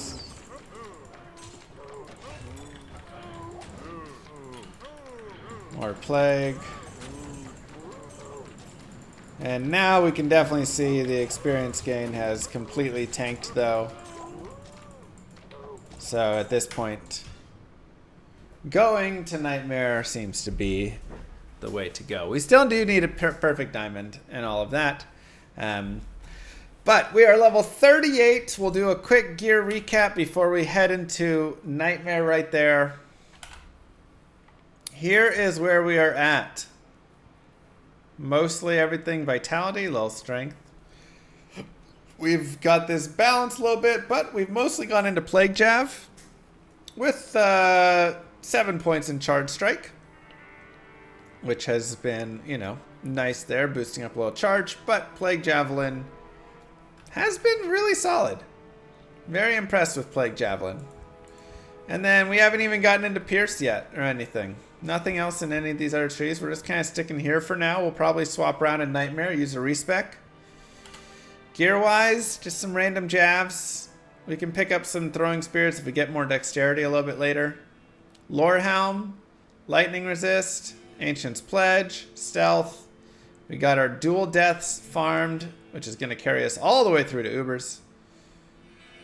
Some MF rings with a little bit of other stuff. And then some nice boots. Magic Find, Lightning Resist, 10 Fast Run Walk. I mean, you can see even right here, we have 40% Magic Find. Just kind of casually, which is really nice. That'll be very helpful in finding just some decent things going forward. So that is part normal. Crushed it. Ready to get into Nightmare. Don't forget to like and subscribe, YouTube. Peace, and I will see you guys next time.